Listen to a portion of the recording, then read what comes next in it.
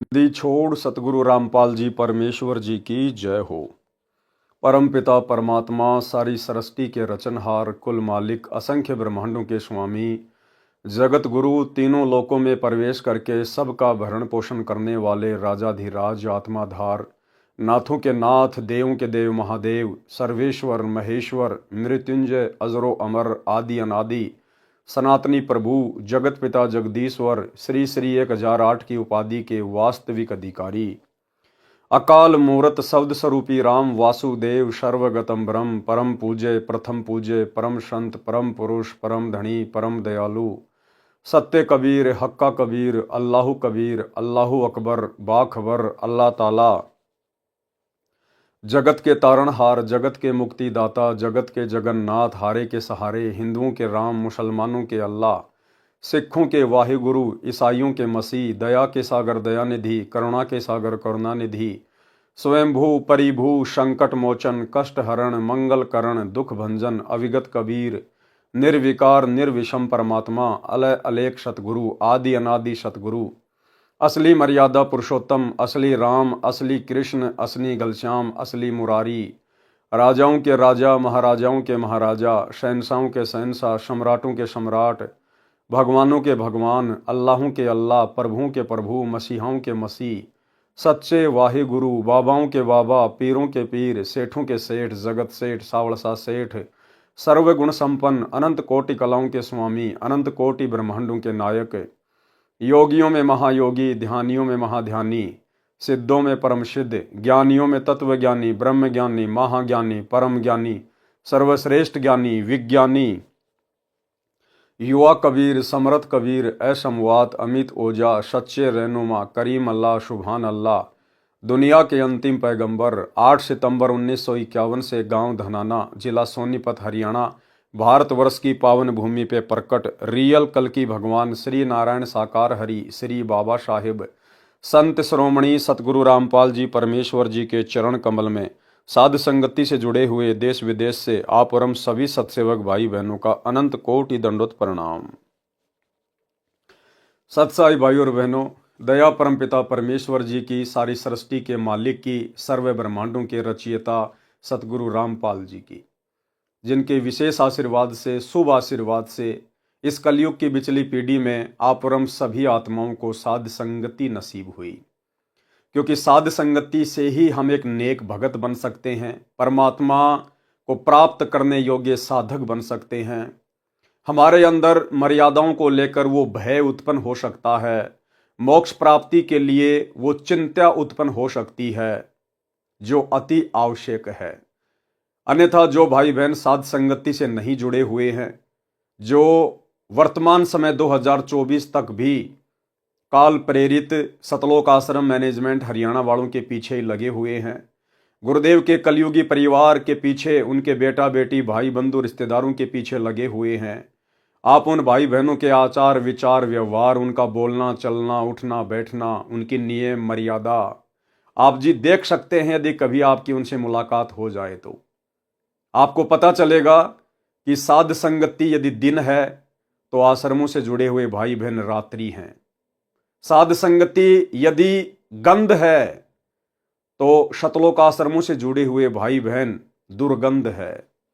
आप और हमारे विचारों में गुरुदेव भगवान को लेकर आप और हमारे क्या विचार हैं, आश्रम से जुड़ी हुई आत्माओं के क्या विचार हैं, रात और दिन का अंतर है। और जैसा कि दास आए दिन आप जियों को शतलोक आश्रम मैनेजमेंट हरियाणा के कुकर्मों के विषय में अवगत करवाता ही रहता है कि सतलोक आश्रम मैनेजमेंट हरियाणा ने अर्थात गुरुदेव जी के कलयुगी परिवार ने, उनके बेटा बेटी भाई बंधु रिश्तेदारों ने, इन कोऑर्डिनेटरों ने गुरुदेव भगवान के 2014 बरवाला कांड के बाद इसार जेल जाने के बाद इन्होंने संगत की एक भी मर्यादा सुरक्षित नहीं रखवाई है। इन्होंने हर प्रकार की मर्यादाएं तुड़वा डाली है, क्योंकि ये लोग काल के पक्के एजेंट हैं। इन्होंने केवल अपने इष्ट को प्रसन्न करना है और शतलोक आश्रम मैनेजमेंट हरियाणा का इष्ट है ज्योति निरंजन। भाई और बहनों, भक्ति मार्ग की एक सबसे बड़ी गलती परमात्मा ने बताई है कि भाई और तो चलो छोटी मोटी गलतियां तुम्हारी माफ की जा सकती हैं, जैसे किसी ने शराब पी ली, किसी ने गलती से मांस खा लिया, किसी ने कोई चोरी कर दी, छोटी मोटी और कोई हरकत कर दी, वो तो क्षमा योग्य हैं। परंतु एक भक्ति मार्ग में ऐसी गलती है, यदि वो गलती आपने एक बार भी कर दी तो भाई चांस बहुत कम है कि सतगुरु आपको माफ करे। और वो गलती है 100 वर्ष सतगुरु की पूजा, एक दिन आन उपासी, वो अपराधी आत्मा फिर पड़े काल की फांसी।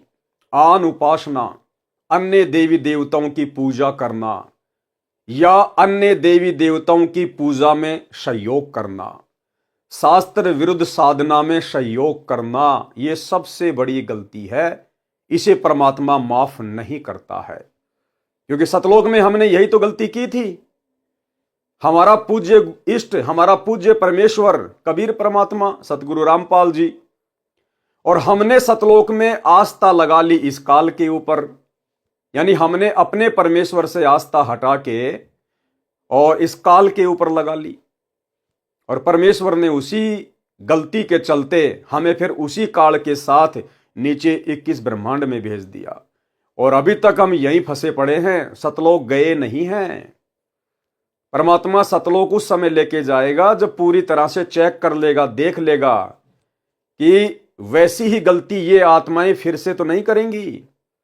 अच्छी प्रकार से धो मांज के फिर परमात्मा हमें सतलोक के लिए तैयार करेंगे।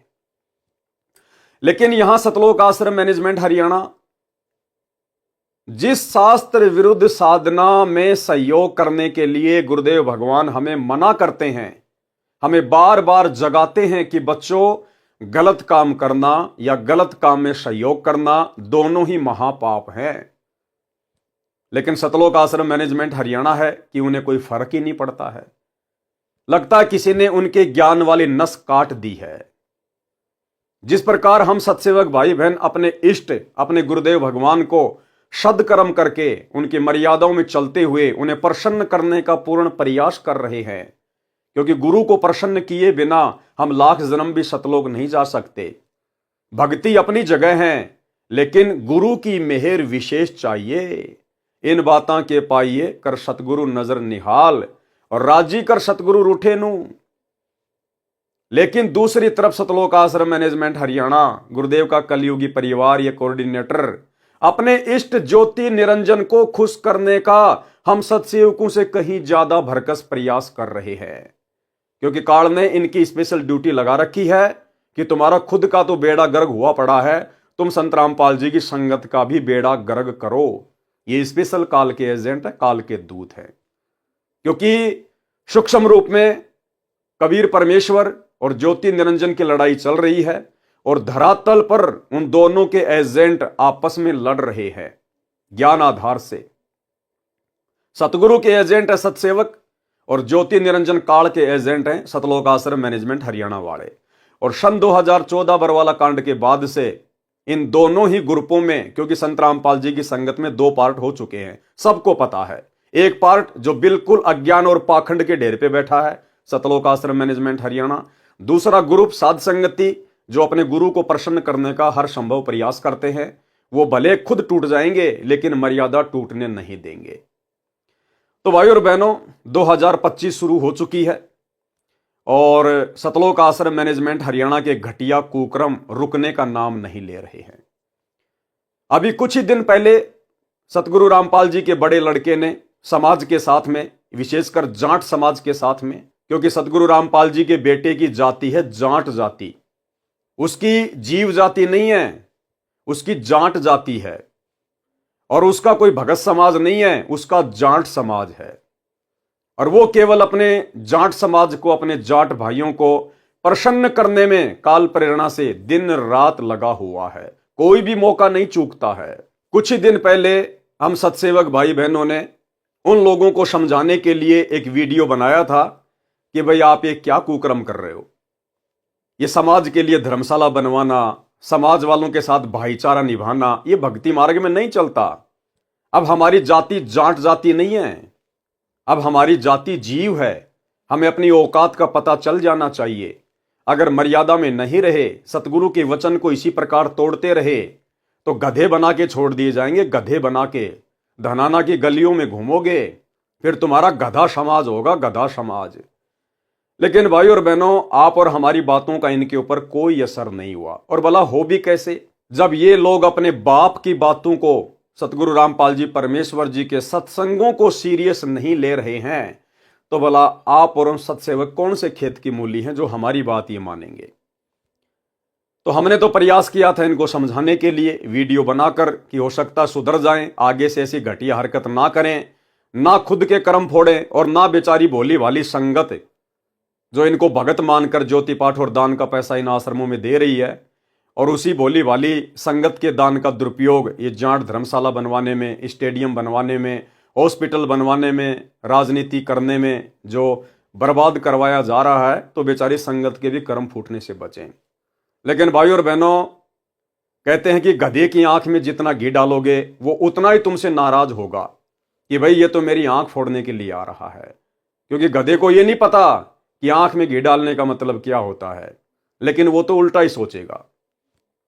तो आप और हम भगत भाई बहनों की बातों का सतगुरु रामपाल जी परमेश्वर जी के कलयुगी परिवार पे, इन कोऑर्डिनेटरों पे, आश्रम संचालकों के ऊपर कोई असर नहीं हुआ। उल्टा उन्होंने एक नया कांड और कर दिया, एक नया कांड और कर दिया उन्होंने। हाल ही कल ही इन्होंने क्या किया है, हरियाणा के सोनीपत जिले के गोहाना तहसील में, क्योंकि जो गांव धनाना है वो गोहाना तहसील के अंतर्गत आता है, और मुझे तो भाई और बहनों समझ में नहीं आ रहा कि सतगुरु रामपाल जी परमेश्वर जी का कलयुगी परिवार, विशेषकर उनके दोनों बेटे और उनका भाई, ये सारा का सारा भगत समाज का पैसा ये हरियाणा के गोहाना के भगतों के ऊपर ही क्यों लुटा रहे हैं। विशेषकर सोनीपत के अंदर ही ये लोग क्यों इस प्रकार के कुकर्म कर रहे हैं। मुझे लगता है इनको आने वाले विधानसभा चुनाव में चुनाव लड़ना है, या तो सतगुरु रामपाल जी के बड़े बेटे को या फिर सतगुरु रामपाल जी के भाई को। तो पहले से ये लोग अपना वोट बैंक तैयार करने में लगे हुए हैं, लोगों को प्रसन्न करने में लगे हुए हैं, ताकि हमें वोट मिल जाए और हम छोटे मोटे कोई विधायक बन जाएं। अन्यथा क्यों फिर ये इस प्रकार की मर्यादा तोड़ेंगे। ये कुकर्म, ये घटिया और नीच कर्म, शास्त्र विरुद्ध कर्म सतगुरु रामपाल जी परमेश्वर जी ने तो अपने भक्ति इतिहास में 30 वर्ष हो चुके हैं कभी भी नहीं किया। हमेशा हमें इन शास्त्र विरुद्ध कुकर्मों से दूर रहने की सलाह दी है, लेकिन आज उनका परिवार खुलेआम कर रहा है। हरियाणा के गोहाना में कोई दादा गोसाई गौशाला है, और उस गौशाला में गोहाना के उन लोगों ने, जो उस गौशाला के जो मेंबर हैं, उन सभी लोगों ने मिलकर ये हवन करवाया। ये वाला हवन, आप और हमारे वाला हवन नहीं, जो गुरुदेव ने हमें शास्त्र अनुकूल साधना बताई है ना, कि अपने घर के एक कोने में छोटा सा दीपक ले आओ, उसमें 100 ग्राम, 50 ग्राम, आधा किलो घी डाल दो, और उसमें खड़ी जो है वो बत्ती लगा दो, गाय या भैंस का घी होना चाहिए। वो हो गया हमारा हवन, जो कि शास्त्र अनुकूल है। लेकिन ये दादा गोसाई गौशाला में, गोहाना में, इन लोगों ने एक हवन यज्ञ का आयोजन किया। ये हवन यज्ञ महर्षि दयानंद सरस्वती वाला हवन यज्ञ, बड़ा सा गड्ढा खोद के उसमें लकड़ियां डाल के और घी के लोटे भर भर के डालो, स्वाहा स्वाहा, दुनिया भर का प्रदूषण, दुनिया भर के जीव उसमें मर जाते हैं, और शास्त्र विरुद्ध कर्म। तो गोहाना में वो दादा गोसाई गौशाला वाले मेंबर वो मिलके अपना हवन यज्ञ कर रहे थे। हो सकता है वो सालाना इस प्रकार का यज्ञ उस गौशाला में करवाते हैं, इस मकसद से कि लोग इस अनुष्ठान के बहाने आएंगे और यहां पर कुछ दान धर्म करके जाएंगे। उस गौशाला के पीछे उन लोगों का भी जो है वो परिवार चलता है, और थोड़ी बहुत वहां पर गायों की सेवा भी हो जाती है। तो वो लोग तो स्वाभाविक है, दुनिया भर की गौशाला हैं, दुनिया भर के लोग हैं, वो अपना शास्त्र विरुद्ध अनुष्ठान करवाते ही रहते हैं। तो गौशाला के लोग अपना शास्त्र विरुद्ध अनुष्ठान करवा रहे थे। ये 12 जनवरी 2025 की बात है। ये शास्त्र विरुद्ध हवन वहां पर हो रहा था। और भाई और बहनों, अब आप आगे जो सुनेंगे तो आप सत्सेवक भाई बहनों के तो दिमाग की बत्ती हिल जाएगी, क्योंकि आप और हमें तो गुरु की मर्यादाओं का पता चल गया है। और बाकी जो आश्रमों से जुड़े हुए भाई बहन हैं, उनके तो सिर में जू भी नहीं रेंगेगी, जू भी, क्योंकि उनकी बुद्धि पे काल बैठा है। उनके अंदर इतना बुद्धि विवेक काल ने छोड़ा ही नहीं है कि वो विचार कर सकें। उन्हें खुद की मर्यादाओं का नहीं पता, भला अन्य बातें वो क्या करेंगे। तो सतलोक आश्रम मैनेजमेंट हरियाणा ने, सतगुरु रामपाल जी परमेश्वर जी के कलयुगी परिवार ने, आश्रम संचालकों ने, जहां पर यह शास्त्र विरुद्ध हवन यज्ञ हो रहा है, इन्होंने जाकर वहां पर उस गौशाला में भंडारा लगा दिया, भंडारा देसी घी का। गुरुदेव के बड़े लड़के ने जाकर कहा कि जी आप ये हवन यज्ञ करो, आप गौशाला में शास्त्र विरुद्ध कुकर्म करो, आप ये अनुपासना करो, और जी भंडारा हम लगाएंगे संत रामपाल जी की तरफ से, सतलोक आश्रम धनाना की तरफ से देसी घी का भंडारा लगाएंगे, चाहे आप कितने भी आदमी क्यों ना बुलवा लीजिए। तो जगत वालों को क्या चाहिए भाई और बहनों, वो तो बड़े प्रसन्न होंगे कि जी हमारा तो खर्चा ही कम हो गया, हम 2 पैसे कमाने के लिए तो ये हवन यज्ञ कर रहे हैं ताकि लोग आए, इस बहाने 2 पैसे देकर जाएं, और हमारा तो खर्चा ही बच गया। अरे इतना बड़ा भंडारा 2-3 हजार आदमियों का, और यदि सतगुरु रामपाल जी का बेटा करवा रहा है तो उससे अच्छी बात और क्या हो सकती है। तो भाई समाज वाले जिनको संत रामपाल जी का ज्ञान नहीं, संत रामपाल जी की मर्यादाओं का ज्ञान नहीं, वो तो प्रसन्न ही होंगे जब उन्हें जाकर कोई इस प्रकार से सहयोग करेगा तो। लेकिन भाई सतगुरु रामपाल जी के विधान अनुसार, उनके सत्संगों के अनुसार ये आन उपासना में सहयोग करने में आता है, आन उपासना में सहयोग करने में। और देखो काल ने कितनी भयंकर चाल चली। काल को पता था कि सीधे सीधे तौर पर ये भगत सतगुरु से ज्ञान लेने के बाद मेरे जाल में नहीं फंसेंगे। काल ने सूक्ष्म चाल चली, सूक्ष्म चाल, और काल ने खड़ा कर दिया बरवाला कांड के बाद गुरुदेव के परिवार को, और नादान संगत ने उन काल एजेंटों के ऊपर केवल यह सोचकर अंधविश्वास कर लिया कि ये गुरुजी का भाई है, ये गुरुजी की बेटी है, ये गुरुजी की पत्नी है, ये गुरुजी के बेटे हैं, और ये तो बड़े बड़े कोऑर्डिनेटर हैं जो आश्रम में रहा करते थे गुरुजी के पास 24 घंटे। इस मूर्ख संगत ने इन काल एजेंटों पर आंख बंद करके अंधविश्वास कर लिया। ये अंधविश्वास करना था अपने गुरुजी के ऊपर, अपने गुरुजी के ज्ञान के ऊपर, लेकिन काल ने अंधविश्वास करवा दिया इन अपने एजेंटों के ऊपर। और पिछले 10 वर्षों से जमकर संगत की मर्यादाएं तोड़वाई जा रही हैं, क्योंकि काल चाहता है कि 2028 युग परिवर्तन के दौरान मैं इन भक्तों की चोटी पकड़ के ले जाऊं यहां से, क्योंकि परमात्मा तो कोई रक्षा करेगा नहीं भाई। गुरुदेव का तो काल के साथ एग्रीमेंट है, गुरुदेव तो जबरदस्ती करेगा नहीं, वो तो अपने वचन का पक्का है। तो काल सूक्ष्म रूप से भयंकर तरीके से संगत की मर्यादा तोड़वाने में लगा हुआ है। हालांकि सतलोक आश्रमों से जुड़ी हुई संगत की मर्यादाएं शेष नहीं है, हर व्यक्ति हर प्रकार से खंडित है। इन आश्रमों में जाने वाला और इन नामदान सेंटरों पर जाने वाला एक भी व्यक्ति मर्यादित नहीं है, सुरक्षित नहीं है। कभी भी काल उनकी चोटी पकड़ के ले जा सकता है और ले जा रहा है। लेकिन भाई जब काल किसी को घसीटने पे आता है तो ढंग से घसीटता है, ढंग से उसकी चटनी बना के रख देता है। तो काल वर्तमान में सतलोक आश्रमों से जुड़ी हुई संगत की चटनी बनाने में लगा हुआ, चटनी। और भाई गुरुदेव के परिवार ने, इन कोऑर्डिनेटरों ने भी अपने इस कदर कर्म खराब कर लिए हैं कि आने वाले समय में जब इनके ऊपर आपत्तियों का पहाड़ टूटेगा, इन पे आपत्तियां नहीं आएंगी। आपत्तियां तो बहुत छोटा सा शब्द है, आपत्तियों का पहाड़। और उस समय फिर ये गुरुजी से प्रार्थना करेंगे, रोएंगे, चीखेंगे, चिल्लाएंगे। तो गुरुजी भी इनकी इतनी बड़ी बड़ी गलतियों को देखकर हाथ खड़े कर लेंगे कि बेटा तुम मेरे लिए कोई विशेष नहीं हो, तुम मेरे कोई सगे नहीं हो। क्या तुमने मुझे अपना बाप मान रखा है, फूफा मान रखा है, मामा मान रखा है, मुझे अपना पति मान रखा है? मंगलाचरण में क्या पढ़ा तुमने? गरीब परम शक्ति संगीतम रिद्धि सिद्धि दाता सोई अविगत गुण अतीतम सत्य पुरुष निर्मोही। बेटा मैं सत्य पुरुष हूं कबीर, तुम मुझे सतगुरु सतगुरु कहते हो ना। नालायको 30 साल हो गई, तुम्हें सतगुरु की परिभाषा का भी पता है? ना सतगुरु जननी जने और जाके माना बाप, पिंड ब्रह्मंड से रहित है ना वहां तीनों ताप। तो गुरुदेव कह देंगे, बेटा मैं किसी का बाप नहीं, मैं तो उसका बाप हूं जो मेरे वचन में रह के भक्ति करता है, जो मेरी मर्यादाओं में रह के भक्ति करता है, जिसने वास्तव में मुझे अपना बाप माना है। मैं तो उसका बाप हूं, तुम्हारा बाप नहीं हूं। और बच्चों, तुमने तो इतनी बड़ी बड़ी गलतियां कर दी, जबकि तुम्हें समझाने में, तुम्हारे पास में संदेशे भिजवाने में सत्सेवकों के माध्यम से मैंने पिछले 10 वर्षों से कोई कमी नहीं छोड़ी। अरे वो सत्सेवक बेचारे, वो कल के बच्चे, और तुम नालायकों 20-20 साल से, 30-30 साल से मेरे साथ हो, और तुम आज तक नहीं समझ पाए कि मेरा ज्ञान क्या है, मेरा भक्ति विधान क्या है, मेरी मर्यादा क्या है, सत्संगों में मैंने क्या बताया, क्या समझाया, तुम आज तक नहीं समझ पाए।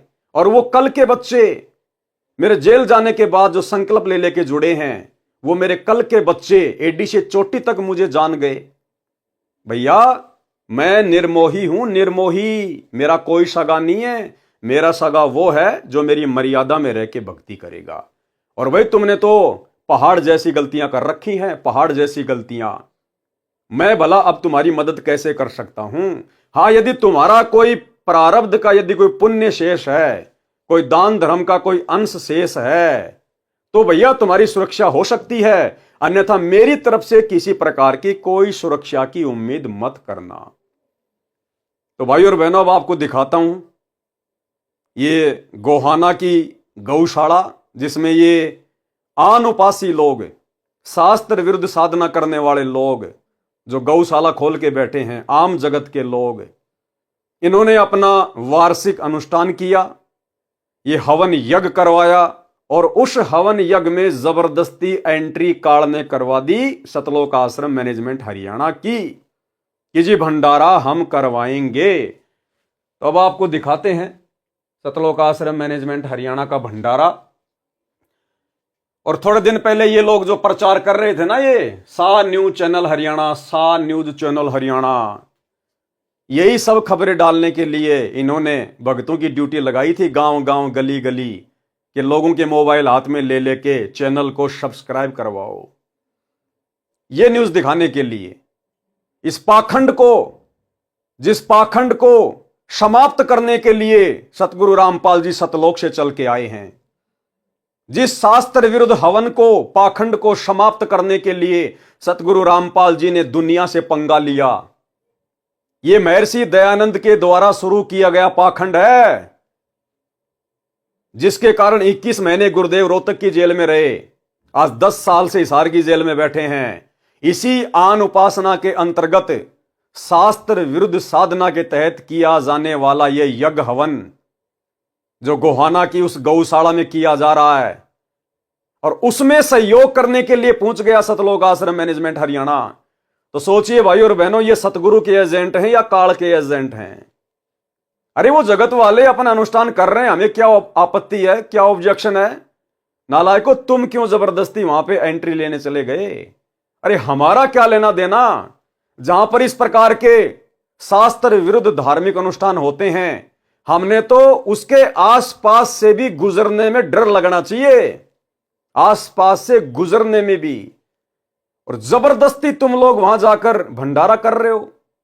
और भाई और बहनों, इनको कोई न्योता नहीं देता है कि जी हम यहां पर ये प्रोग्राम कर रहे हैं, आप भंडारा कीजिएगा। नहीं, ये लोग जबरदस्ती जाते हैं समाज में अपना भाईचारा बढ़ाने के लिए, अपनी जो है वो प्रभुता दिखाने के लिए, क्योंकि अवश्य गुरुदेव के परिवार को चुनाव लड़ना है, गुरुदेव के लड़कों को अवश्य दोनों में से एक को आने वाले समय में सोनीपत से विधानसभा का चुनाव लड़ना है।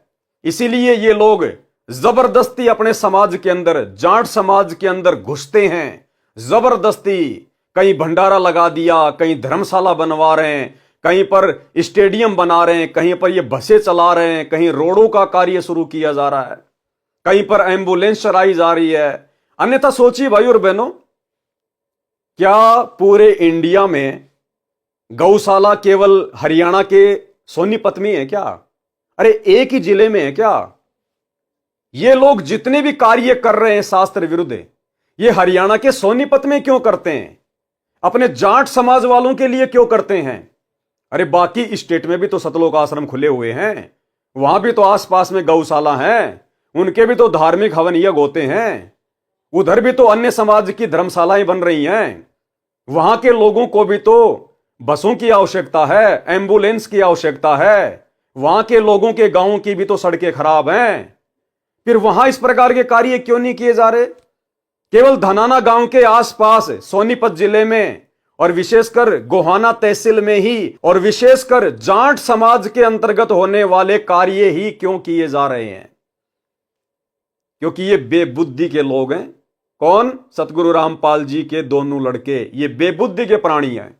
सतगुरु रामपाल जी का भाई महा बेबुद्धि का प्राणी, और इनको किसी ने बांस के ऊपर चढ़ा रखा है कि भैया समाज में अपनी प्रभुता कायम करो, भाईचारा बढ़ाओ। आने वाले समय में तुमको विधानसभा का चुनाव लड़ना है, तुम्हारे को राजनेता बनना है। और ये ठहरे भंडारा एक्सपर्ट। संत रामपाल जी का परिवार केवल भंडारा एक्सपर्ट है, भंडारा एक्सपर्ट है।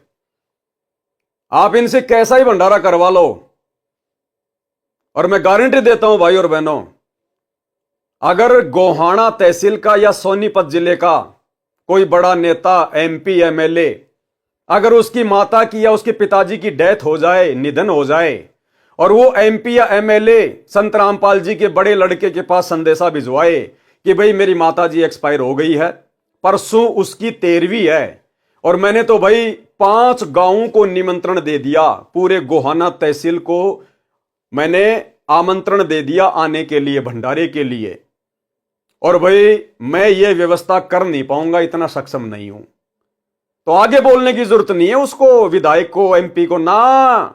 आगे तो फिर काल प्रेरणा से सतगुरु रामपाल जी का बड़ा बेटा बोलेगा कि सरपंच जी टेंशन लेने की जरूरत को नहीं, यो वीरेंद्र पाल जब तक जिंदा है, जब तक यो भंडारा एक्सपर्ट जिंदा है, तब तक कोई दिक्कत को नहीं आने दे। और तुरंत फोन कर देगा सतलोक आश्रम धनाना में वहां के भंडारी को, राजवीर दास को, कि भाई राजवीर दास करिए, मूर्खों की सेना तैयार, और भाई भंडारा लगाना है यहां पे। मंत्री जी की माता जी की 13वीं चल रही है, इन्हें कोई फर्क नहीं पड़ता, क्योंकि यहां इस गौशाला में भी इन्होंने जाकर भंडारा लगा दिया जहां पर आन उपासना हो रही है, तो वो 13वीं भी आन उपासना है, और ये इस प्रकार का महर्षि दयानंद सरस्वती वाला हवन यज्ञ भी आन उपासना है। इन्हें कोई फर्क नहीं पड़ता भाई और बहनों, इन्हें केवल भाईचारा निभाना है, समाज में अपनी जो प्रभुता है उसको कायम करना है, क्योंकि इन लोगों ने चुनाव लड़ना है। तो अब ये छोटा सा वीडियो दास आपको दिखाना चाहेगा, देख लीजिएगा आप। इन्हीं सतलोक आश्रम वालों ने, इन बेबुद्धि के इंसानों ने अपने खुद के न्यूज चैनल पे डाला है, सा न्यूज हरियाणा, और क्या कह रहे हैं सुन लीजिएगा। के साथ साथ भंडारे और रक्तदान का कार्यक्रम भी आयोजित हुआ। खास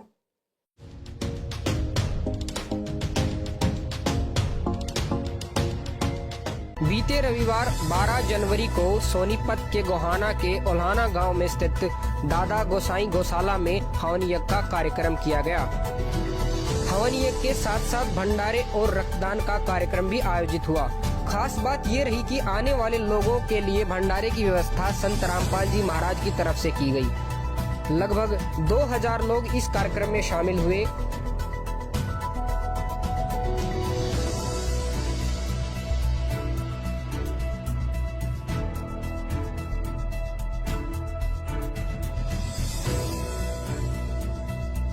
इस भंडारे में लोग इस कदर मुरीद हुए कि भंडारे की जमकर तारीफ की।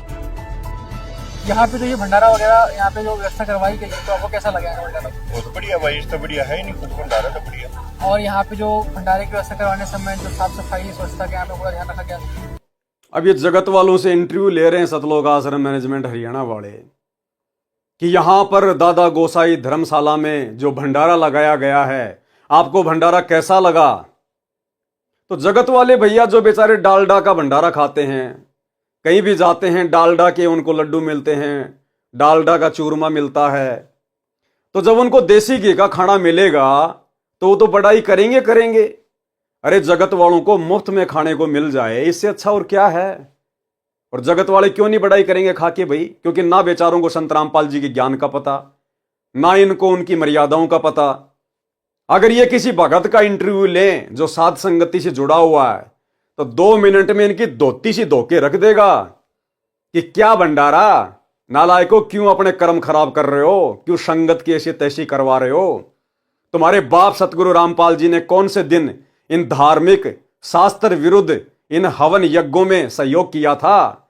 अरे 30 साल हो गई, क्या संत रामपाल जी के समय ये शास्त्र विरुद्ध धार्मिक अनुष्ठान नहीं होते थे क्या कभी संत रामपाल जी ने कभी भंडारा लगाया क्या। शतलोक आश्रम बरवाला के या करोथा के अलावा कभी सतगुरु रामपाल जी ने इस प्रकार जगत वालों के लिए आन उपासना में सहयोग करते हुए भंडारा लगाया क्या। क्यों अपने कर्म फोड़ रहे हो, भक्ति कर लो बैठ के। ये काल तुम्हारे सिर पर खड़ा होके नंगा नाच रहा है, आने वाले समय में तुम्हारी दुर्गति करवाएगा। लेकिन ये बेचारे इन लोगों के इंटरव्यू लेते हैं जो उस भंडारे में खाना खाते हैं। अब देसी घी का भंडारा खा के आदमी बुराई थोड़ी करेगा। और वैसे भी ये जगत वाले बेचारे, इनको क्या पता संत रामपाल जी का क्या नियम है, क्या मर्यादा है। तो ये इनके इंटरव्यू ले रहे हैं और फिर अपनी जो है वो प्रभुता के लिए फिर अपने न्यूज चैनल पे डालते हैं। इनको इतनी भी शर्म नहीं है कि नालायकों, जब भगत समाज इन वीडियो को देखेगा तो सारे तो तुम्हारी तरह काल प्रेरित नहीं है, सारे तो तुम्हारी तरह कोई बेबुद्धि वाले नहीं है। इन आश्रमों में भी बहुत अच्छी अच्छी आत्माएं फंसी हुई हैं। कोई तो विचार करेगा। तो ये बुद्धि भी भाई और बहनों परमात्मा ने इनकी ऑफ कर रखी है कि ये नालायक तो संभलने वाले नहीं है, सुधरने वाले नहीं है। मेरे बेटा बेटी भाई बंधु रिश्तेदार कोऑर्डिनेटर, ये तो सुधरने वाले नहीं है। इनको तो अगले जन्म में गधा बनना ही बनना है। इन्होंने तो भयंकर अपने कर्म फोड़ लिए। लेकिन इन लोगों के द्वारा काल जो कुकर्म करवा रहा है, कम से कम इन वीडियो को देखकर उन आश्रमों में जाने वाली संगत में से कुछ भाई बहन तो समझेंगे। वो तो इन लोगों को ज्योति पाठ और दान का पैसा देके इन मर्यादा विहीन लोगों के संचालन में इन आश्रमों में जा जाके अपने कर्म फोड़ने से बचेंगे। बस यही चाहते हैं परमात्मा कि मेरी आत्माएं उन आश्रमों से निकल जाएं इनके कुकर्मों को देखकर। इसलिए परमात्मा इनकी बुद्धि ऑफ कर देते हैं और इन्हीं के कुकर्मों के वीडियो इन्हीं के हाथों से इन्हीं के चैनल पर डलवा देते हैं। और वो वीडियो परमात्मा फिर मुझ दास तक पहुंचा देता है। दास फिर सतगुरु आशीर्वाद से उसका पोस्टमार्टम करके आप लोगों के सामने पेश कर देता है। फिर कल को कोई भी सतगुरुदेव भगवान को उलाना देने वाला नहीं होगा कि गुरुजी मुझे पता नहीं था, गुरुजी मुझे किसी ने बताया नहीं था। तो ये जगत वालों का इंटरव्यू ले रहे हैं। पूरा रामपाल महाराज जी की अनुयायियों का, उनके भक्तों का, उनके कार सेवकों का धन्यवाद करता हूं जिन्होंने ईमानदारी से अपनी ड्यूटी का पालन किया। बहुत बड़ा सराहनीय योगदान आप लोगों का रहा है, हम इसके लिए बधाई देते हैं। हमारी जो दादा गोसाई गौशाला आउलाना के प्रांगण में, जिसके प्रधान जी बलवान सिंह सानिध्य में आज बहुत बड़ा कार्यक्रम, यहाँ पे हवन यज्ञ और भंडारे का आयोजन, एक सांस्कृतिक कार्यक्रम का एक बल डोनेशन किया। बहुत साथियों ने, युवा साथियों ने यहाँ पे रक्तदान शिविर में भाग लिया है। बहुत अच्छी खाने की व्यवस्था प्रधान जी ने, पूरी टीम ने यहाँ पे ईमानदारी से सब भाइयों ने मिलजुल कर काम किया। दर्शकों, अभी आपको दिखाया था हमने गौशाला, अभी हम आ चुके हैं भंडार घर में, जहाँ इस आदमी को तो आप जानते होंगे, ये लगभग 15-20 साल से सतगुरु रामपाल जी से जुड़ा हुआ है और विशेषकर इसको भंडारी की सेवा दी गई है सतलोक आश्रम धनाना में। वर्तमान में सतलोक आश्रम बरवाड़ा में भी ये भंडारे में सेवा करता था, भंडारी, और वर्तमान में ये धनाना आश्रम में भंडारी है। तो जहाँ भी कोई भंडारा करवाना होता है तुरंत इन जैसे लोगों को आगे कर दिया जाता है। तो भाई और बहनों, देखो इनको क्या समझा इन्होंने, क्या सीखा इन्होंने। अरे 20-20 साल, 25-25 साल सतगुरु की शरण में पड़े हैं और इनको अभी तक ये भी नहीं पता कि मर्यादा क्या है गुरु की। अगर हम इस प्रकार से शास्त्र विरुद्ध हवन यज्ञ में जाके भंडारा लगाएंगे, सहयोग करेंगे, तो हमारी मर्यादा बचेगी या टूटेगी। ये लोग तो बढ़ावा दे रहे हैं अनुपासना को। अरे जगत वालों को बढ़िया तो हवन देखने को मिल गया, बढ़िया उनको देसी घी का भंडारा मिल गया, तो क्यों पीछे हटेंगे वो लोग शास्त्र विरुद्ध साधना करने से। उनकी तो मौज हो रही है, अच्छी बात है, बढ़िया बात है। और इस पूरे वीडियो में अगर आपने नोट किया हो, इसने जिसके भी इंटरव्यू लिए हैं, कहीं कोई संत रामपाल जी के ज्ञान की बात नहीं कि जी आप संत रामपाल जी से नाम लेना चाहोगे क्या आप संत रामपाल जी के सत्संग सुनते हो क्या। आप जो भी बातें सुनोगे केवल यही, सर आपको भंडारा कैसा लगा, सर आपको भंडारे का टेस्ट कैसा लगा, सर भंडारे की व्यवस्था के बारे में, साफ सफाई के बारे में आप जी क्या कहना चाहेंगे। इसके अलावा और कोई पॉइंट नहीं, कोई बात नहीं। तो भाई और बहनों, सतलोक आश्रम मैनेजमेंट हरियाणा की बुद्धि पे काल नंगा होके नाच कर रहा, नंगा होके। इन लोगों की तो मंत्रा की तरह बुद्धि हर ली गई है, हर ली गई है। जहाँ पे यहाँ पे भंडारे की व्यवस्था की गई है, आप मेरे पीछे देख सकते हो। यहाँ पे जो ये हवन यज्ञ हुआ था, उस हवन यज्ञ में यहाँ पे जो भंडारे की व्यवस्था की गई है। अब भंडारे की पूरी व्यवस्था के जो इंचार्ज है, हम उनसे बात करेंगे और सारी बातें जानने का ट्राई करेंगे। सर नमस्कार। नमस्कार जी। क्या नाम है सर आपका? राजवीर दास। सर आप कहाँ से हैं? सतलोक आश्रम तराना धाम से। सर सतलोक आश्रम से हैं आप तो, और यहाँ पे जो पूरे भंडारे की व्यवस्था सुनने में आया कि आश्रम की तरफ से हुआ है, इसके पीछे क्या पूरा प्रोसीजर रहा?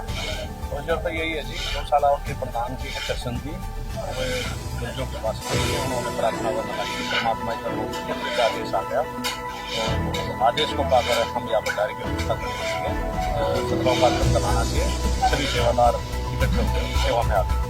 तो ये बताइए कि यहाँ पे अभी आपके साथ में कितने लोग आए थे टीम में व्यवस्था करने के लिए, या फिर पूरा भंडारा बनाने के लिए व्यवस्था की? 15 से 20 सेवादार थे जो भंडारे की व्यवस्था को संभालते हैं। परमात्मा की दया से बहुत अच्छा भंडारा चल रहा है, आप लोग देख भी रहे हो, किसी प्रकार की कोई त्रुटि नहीं है, साफ सफाई का विशेष ध्यान रखा जा रहा है। और यहाँ पे जो ये भंडारा वगैरह हुआ है, तो क्या आपके जो अपने यहाँ व्यवस्था करवाई उससे वो संतुष्ट है, या फिर आपसे उनका जो तालमेल वगैरह है, कैसा रहा आपका सारा बातचीत होती? नहीं, गुरुजों की दया से बहुत अच्छा तालमेल है और आगे भी रहेगा। भविष्य में भी परमात्मा की दया से ऐसे भंडारे आदेश अनुसार चलते रहेंगे। और तालमेल बहुत अच्छा है, व्यवस्था से भी वे खुश हैं, सभी भाई खुश हैं, गाँववासी भी खुश है, तो भंडारा ग्रहण कर रहे हैं वे भी खुश हैं। ठीक, धन्यवाद सर। Thank you. तो भाई और बहनों, ये छोटी सी जानकारी थी जो आप सभी भगत भाई बहनों को देनी थी, क्योंकि दास की तो ड्यूटी, दास की सेवा परमात्मा ने यही लगा रखी है कि परमेश्वर ने जिन आत्माओं को चुन लिया है सतलोक के लिए और साथ संगति से जोड़कर परमात्मा जिनकी ट्रेनिंग ले रहे हैं, उन्हें योग्य बना रहे हैं, जो थोड़ी बहुत कमियां हमारे अंदर है परमात्मा उनको दूर करवा रहे हैं। और ये सोने पे सुहागा भाई और बहनों, जब इन काल प्रेरित सतलोक आश्रम मैनेजमेंट हरियाणा वालों के कुकर्मों के वीडियो जब हमारे सामने आते हैं और जब हम इनके कुकर्मों को देखते हैं, जो कर्म ये लोग गुरुजी के भक्ति विधान के विपरीत करते हैं, तो आप और हमें शिक्षा मिलती है, आप और हमारे अंदर भय पैदा होता है। हम और गुरुदेव के निकट आते हैं कि हे गुरुदेव भगवान, अपने दास पर, अपनी दासी पर दया रखना मालिक, हमारे ज्ञान योग को खोल के रखना परमात्मा। हे बंदी छोड़, हम कभी सौपन में भी आपकी मर्यादा तोड़ने का विचार अपने मन में भी ना लेकर आए, जिस प्रकार ये आपके परिवार वाले सतलोक आश्रम मैनेजमेंट हरियाणा वाले ये धड़ल्ले से आपकी मर्यादाओं की धज्जियां उड़ा रहे हैं। तो भाई और बहनों, शुक्र मनाओ, गुरुदेव का सौ बार धन्यवाद करो कि गुरुदेव ने आप और हम सभी आत्माओं को साध संगति से जोड़ दिया। अन्यथा आज हम भी इन लोगों के पीछे लग के, इन आश्रमों में जा जाके इन कुपात्रों को ज्योति पाठ और दान का पैसा दे दे के अपने कर्म फोड़ रहे होते, कर्म। और आने वाले समय में क्या बीतेगी आप जी देख लेना इनके साथ में। तो इस वीडियो में आपको ये छोटी सी जानकारी देनी आवश्यक थी, क्योंकि ये लोग तो समझने वाले नहीं हैं, इनकी बुद्धि पे तो काल बैठा है। लेकिन आप और हम भगत भाई बहन इस प्रकार की घटिया और शास्त्र विरुद्ध साधना में सहयोग करने वाली हरकतों को देख देख कर हम सावधान रहें, हमारे से भविष्य में ऐसी कोई गलती गुरुदेव के मार्ग में ना हो जाए। तो अब हम आज के वीडियो में आगे बढ़ते हैं। आज गुरुदेव भगवान के आशीर्वाद से, उनके कर कमल से लिखित पवित्र पुस्तक मुक्ति बोध के ऊपर ये 8वें नंबर का वीडियो है। प्रत्येक वीडियो में गुरुदेव भगवान के आशीर्वाद से हमें बहुत कुछ समझने और सीखने को मिलता है। आज की वीडियो में विशेषकर गुरुदेव भगवान ने सुखदेव ऋषि की जो कथा है उसको शामिल किया है। वैसे गुरुदेव ने हमें बहुत बार यह कथा सुना रखी है, सत्संगों में इसका जिक्र किया हुआ है, इसलिए गुरुदेव भगवान के कर कमल से लिखित पुस्तक को पढ़ने सुनने से भी हम पुण्य के भागी बनते चले जाते हैं। तो जहां कोई विशेष पॉइंट आएगा, दास जरूर सतगुरुदेव की प्रेरणा से विश्लेषण करेगा, अन्यथा हम इन कथाओं को पढ़ेंगे, इनको पढ़ने मात्र से भी हम पुण्य के भागी बनते हैं। तो ये पवित्र ग्रंथ मुक्ति बोध, पेज नंबर 61। गरीब सुखदेव सुख में उपजे, राई सींग समोई, नो नाथ और सिद्ध 84 संग उपजे थे दोई। सुखदेव ऋषि की उत्पत्ति कथा। सरलार्थ, जिस समय भगवान शिव जी ने पार्वती जी को अमर मंत्र दिया, उस समय एक स्थान पर सूखा पेड़ था, उसके नीचे आसन लगाया। कारण यह था कि इस अमर नाम को कोई अन्य जीव सुन ले और वह भी अमर हो जाए, और बुरे स्वभाव का जीव यदि आध्यात्मिक शक्ति संपन्न हो जाएगा तो वह उसका दुरुपयोग करके भले व्यक्तियों को सताएगा। क्या कह रहे हैं परमात्मा? पॉइंट पे ध्यान देना भाई और बहनों। इसलिए गुरुदेव भगवान ने अभी तक किसी को भी ओरिजिनल सारनाम सार शब्द नहीं दिया। क्यों नहीं दिया वो अमर मंत्र? क्योंकि गुरुदेव भगवान को पता है कि यदि ओरिजिनल सारनाम दे दिया गया तो सारनाम लेने के बाद उसका जाप करने से, सुमरण करने से भगत में जुबान सिद्धि आ जाती है, जुबान सिद्धि। और परमेश्वर को पता था कि ये मंत्र यदि मर्यादा विहीन के हाथ लग गया, यदि किसी ऐसी आत्मा को दे दिया गया जो इस मंत्र का जाप भी करेगा और मर्यादा भी तोड़ के रखेगा, तो मर्यादा तोड़ने से तो आएगी उसके अंदर दुर्बुद्धि काल प्रेरणा से, और ये अमर मंत्र जाप करने से आएगी उसमें शक्ति। वो तो सत्यानाश कर देगा, समाज का सत्यानाश। इसलिए गुरुदेव भगवान ने अभी तक ये मंत्र किसी को नहीं दिया है। और वही बात यहां है, क्या है कि शंकर भगवान पार्वती को एकांत स्थान में लेके गए कि जहां पर उस मंत्र को कोई सुन ना ले। कौन सा मंत्र? वो सोहम मंत्र, प्रथम मंत्र जो आज हमें गुरुदेव ने 7 मंत्र दिए हैं, उसके बीच बीच के 5 मंत्र देवी देवताओं के, वो 5 मंत्र भी सुनाने के लिए शंकर जी अपनी पत्नी पार्वती को एकांत स्थान पर लेके गए ताकि कोई व्यक्ति इनको सुन ना ले। यदि किसी ऐसे वैसे अनधिकारी व्यक्ति ने यह मंत्र सुन लिए तो उसके अंदर शक्ति आ जाएगी, शक्ति, और फिर वो समाज के लिए घातक सिद्ध हो सकता है। तो भला सतगुरु रामपाल जी परमेश्वर मंत्रों के बाप अमर मंत्र को, सार नाम को, भला ऐसे किसी को कैसे दे देंगे? सतगुरु रामपाल जी तो अंतर्यामी हैं, उन्हें तो आगे पीछे सब कुछ पता है कि कौन मर्यादा में है, कौन आगे चल के मर्यादा तोड़ेगा, कौन जाके काल की गोद में बैठेगा, कौन अधिकारी है कौन नहीं है। तो गुरुदेव भगवान भला ऐसे कैसे किसी को सार नाम सार शब्द दे देंगे? उसके बाद तो जुबान सिद्धि आ जाती है। और अगर इनको वो सार नाम अमर मंत्र दे दिया होता तो भाई और बहनों, गुरुदेव के जेल जाने के बाद सतलोक आश्रम मैनेजमेंट हरियाणा के गुरुदेव के परिवार के कुक्रम भी आपके सामने हैं। तो गुरुदेव भगवान को तो ये सारे कुक्रम पहले ही दिखाई दे रहे थे, बरवाला कांड से पहले। इसलिए गुरुदेव ने किसी को भी सार नाम सार शब्द नहीं दिया। मालिक को पता था ये सत्यानाश कर देंगे, सत्यानाश। और सबसे पहले तो जुबान सिद्धि से बद्दुआ दे दे के मेरे सत्सेवक बच्चों को मार देंगे ये, क्योंकि मेरे सत्सेवक बच्चे आगे चलकर इनके अज्ञान और पाखंड की डंके की चोट पे पोल खोलेंगे, डंके की चोट पे। और जब आज ही ये लोग हमारा जीना दूभर कर रहे हैं, हमारे ऊपर मुकदमे लगा दिए, जेल करवा दी, साथ संगति में आके मार पिटाई करते हैं, घरों में घुस घुस के गुंडे ला ला के हमारे साथ मार पिटाई करवाते हैं, तो गुरुदेव को क्या इन बातों का पता नहीं था कि अगर इनको वो सार नाम सार शब्द दे दिया तो इनको तो पुलिस और गुंडों की भी जरूरत नहीं पड़ेगी, ये तो जुबान सिद्धि से बद्दुआ दे दे के मेरी संगत का सत्यानाश कर देंगे। इसलिए परमात्मा ने अभी तक वो अमर मंत्र किसी को नहीं दिया। वो अमर मंत्र के लिए परमात्मा अब अपनी आत्माओं को साथ संगति से जोड़ के योग्य बना रहे हैं। तो क्या कहा शंकर जी ने, क्या कारण था? कारण यह था कि इस अमर नाम को कोई अन्य जीव सुन ले और वह भी अमर हो जाए, और बुरे स्वभाव का जीव यदि आध्यात्मिक शक्ति संपन्न हो जाएगा तो वह उसका दुरुपयोग करके भले व्यक्तियों को सताएगा। जिस प्रकार ये मैनेजमेंट वाले बुरे स्वभाव के व्यक्ति आज हम भले आदमी सत्सेवकों को सता रहे हैं, तो वह उसका दुरुपयोग करके भले व्यक्तियों को सताएगा।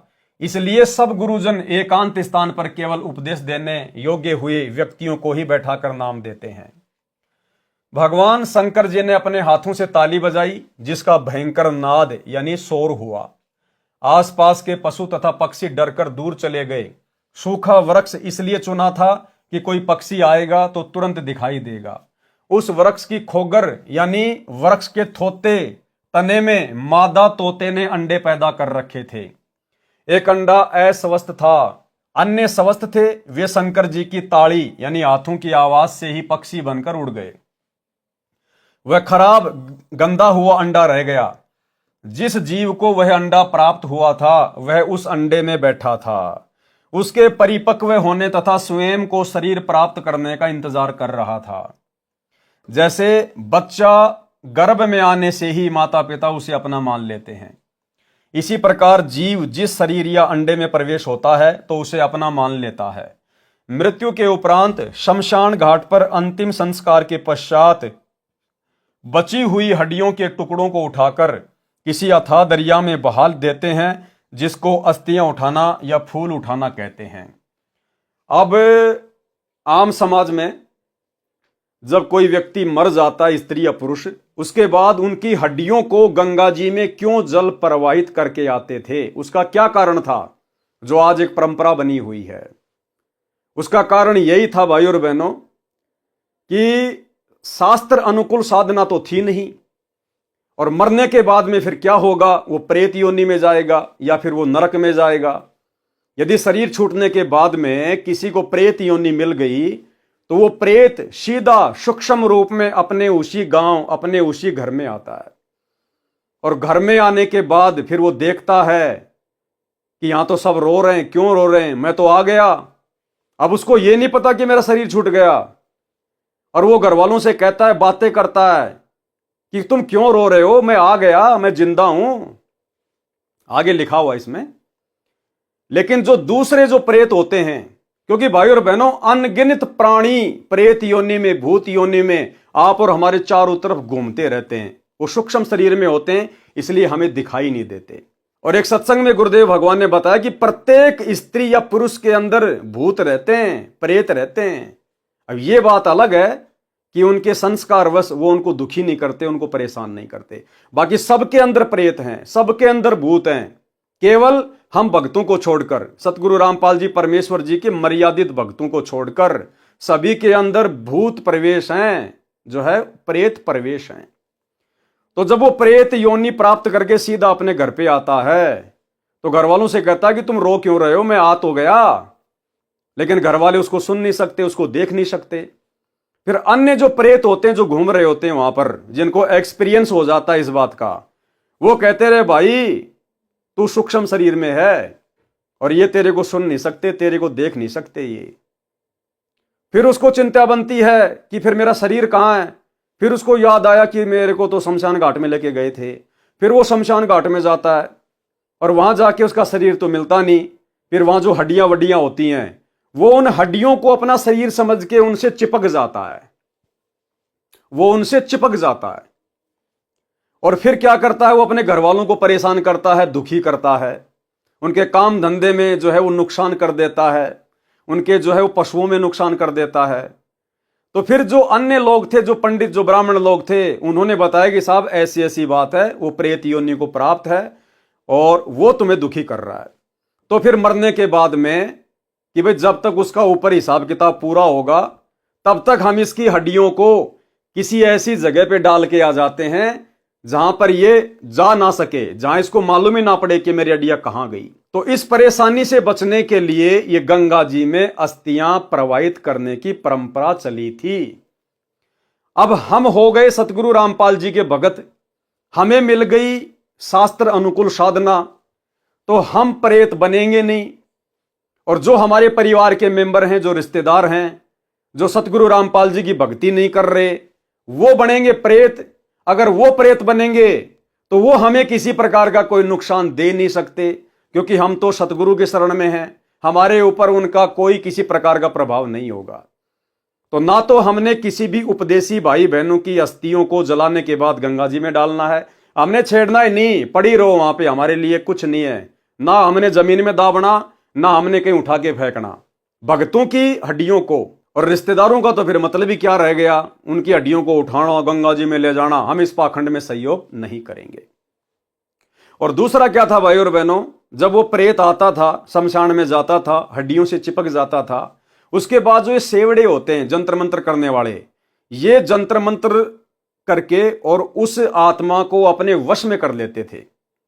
और यदि किसी का कोई मूठ छोड़नी हो, किसी के ऊपर कोई वशीकरण करना हो, किसी का कोई बुरा करना हो, कोई हानि करनी हो, तो लोगों से पैसे वासे लेके ये फिर उन आत्माओं का वहां पर ये दुरुपयोग किया करते थे।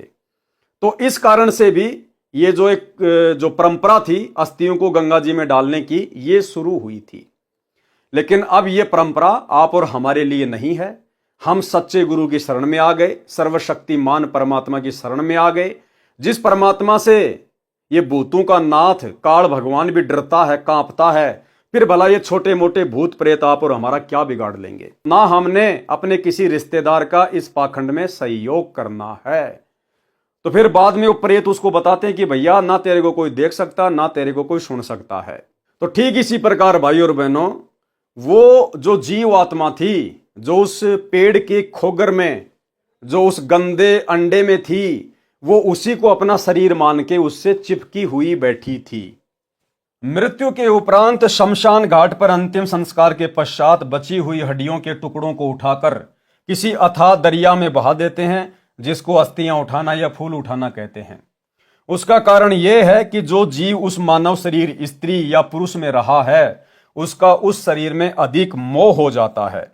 जैसे मानव को कोई असाध्य रोग हो जाता है तो अपने शरीर की रक्षार्थ सर्व धन लगा देता है। शरीर इतना प्रिय लगता है। मृत्यु के उपरांत यदि उस प्राणी को अन्य शरीर नहीं मिला तो वह प्रेत योनि में जाता है, भूत बनकर सूक्ष्म शरीर में रहता है। वह धर्मराज के दरबार में ऑफिस से अपना हिसाब किताब करवाता है।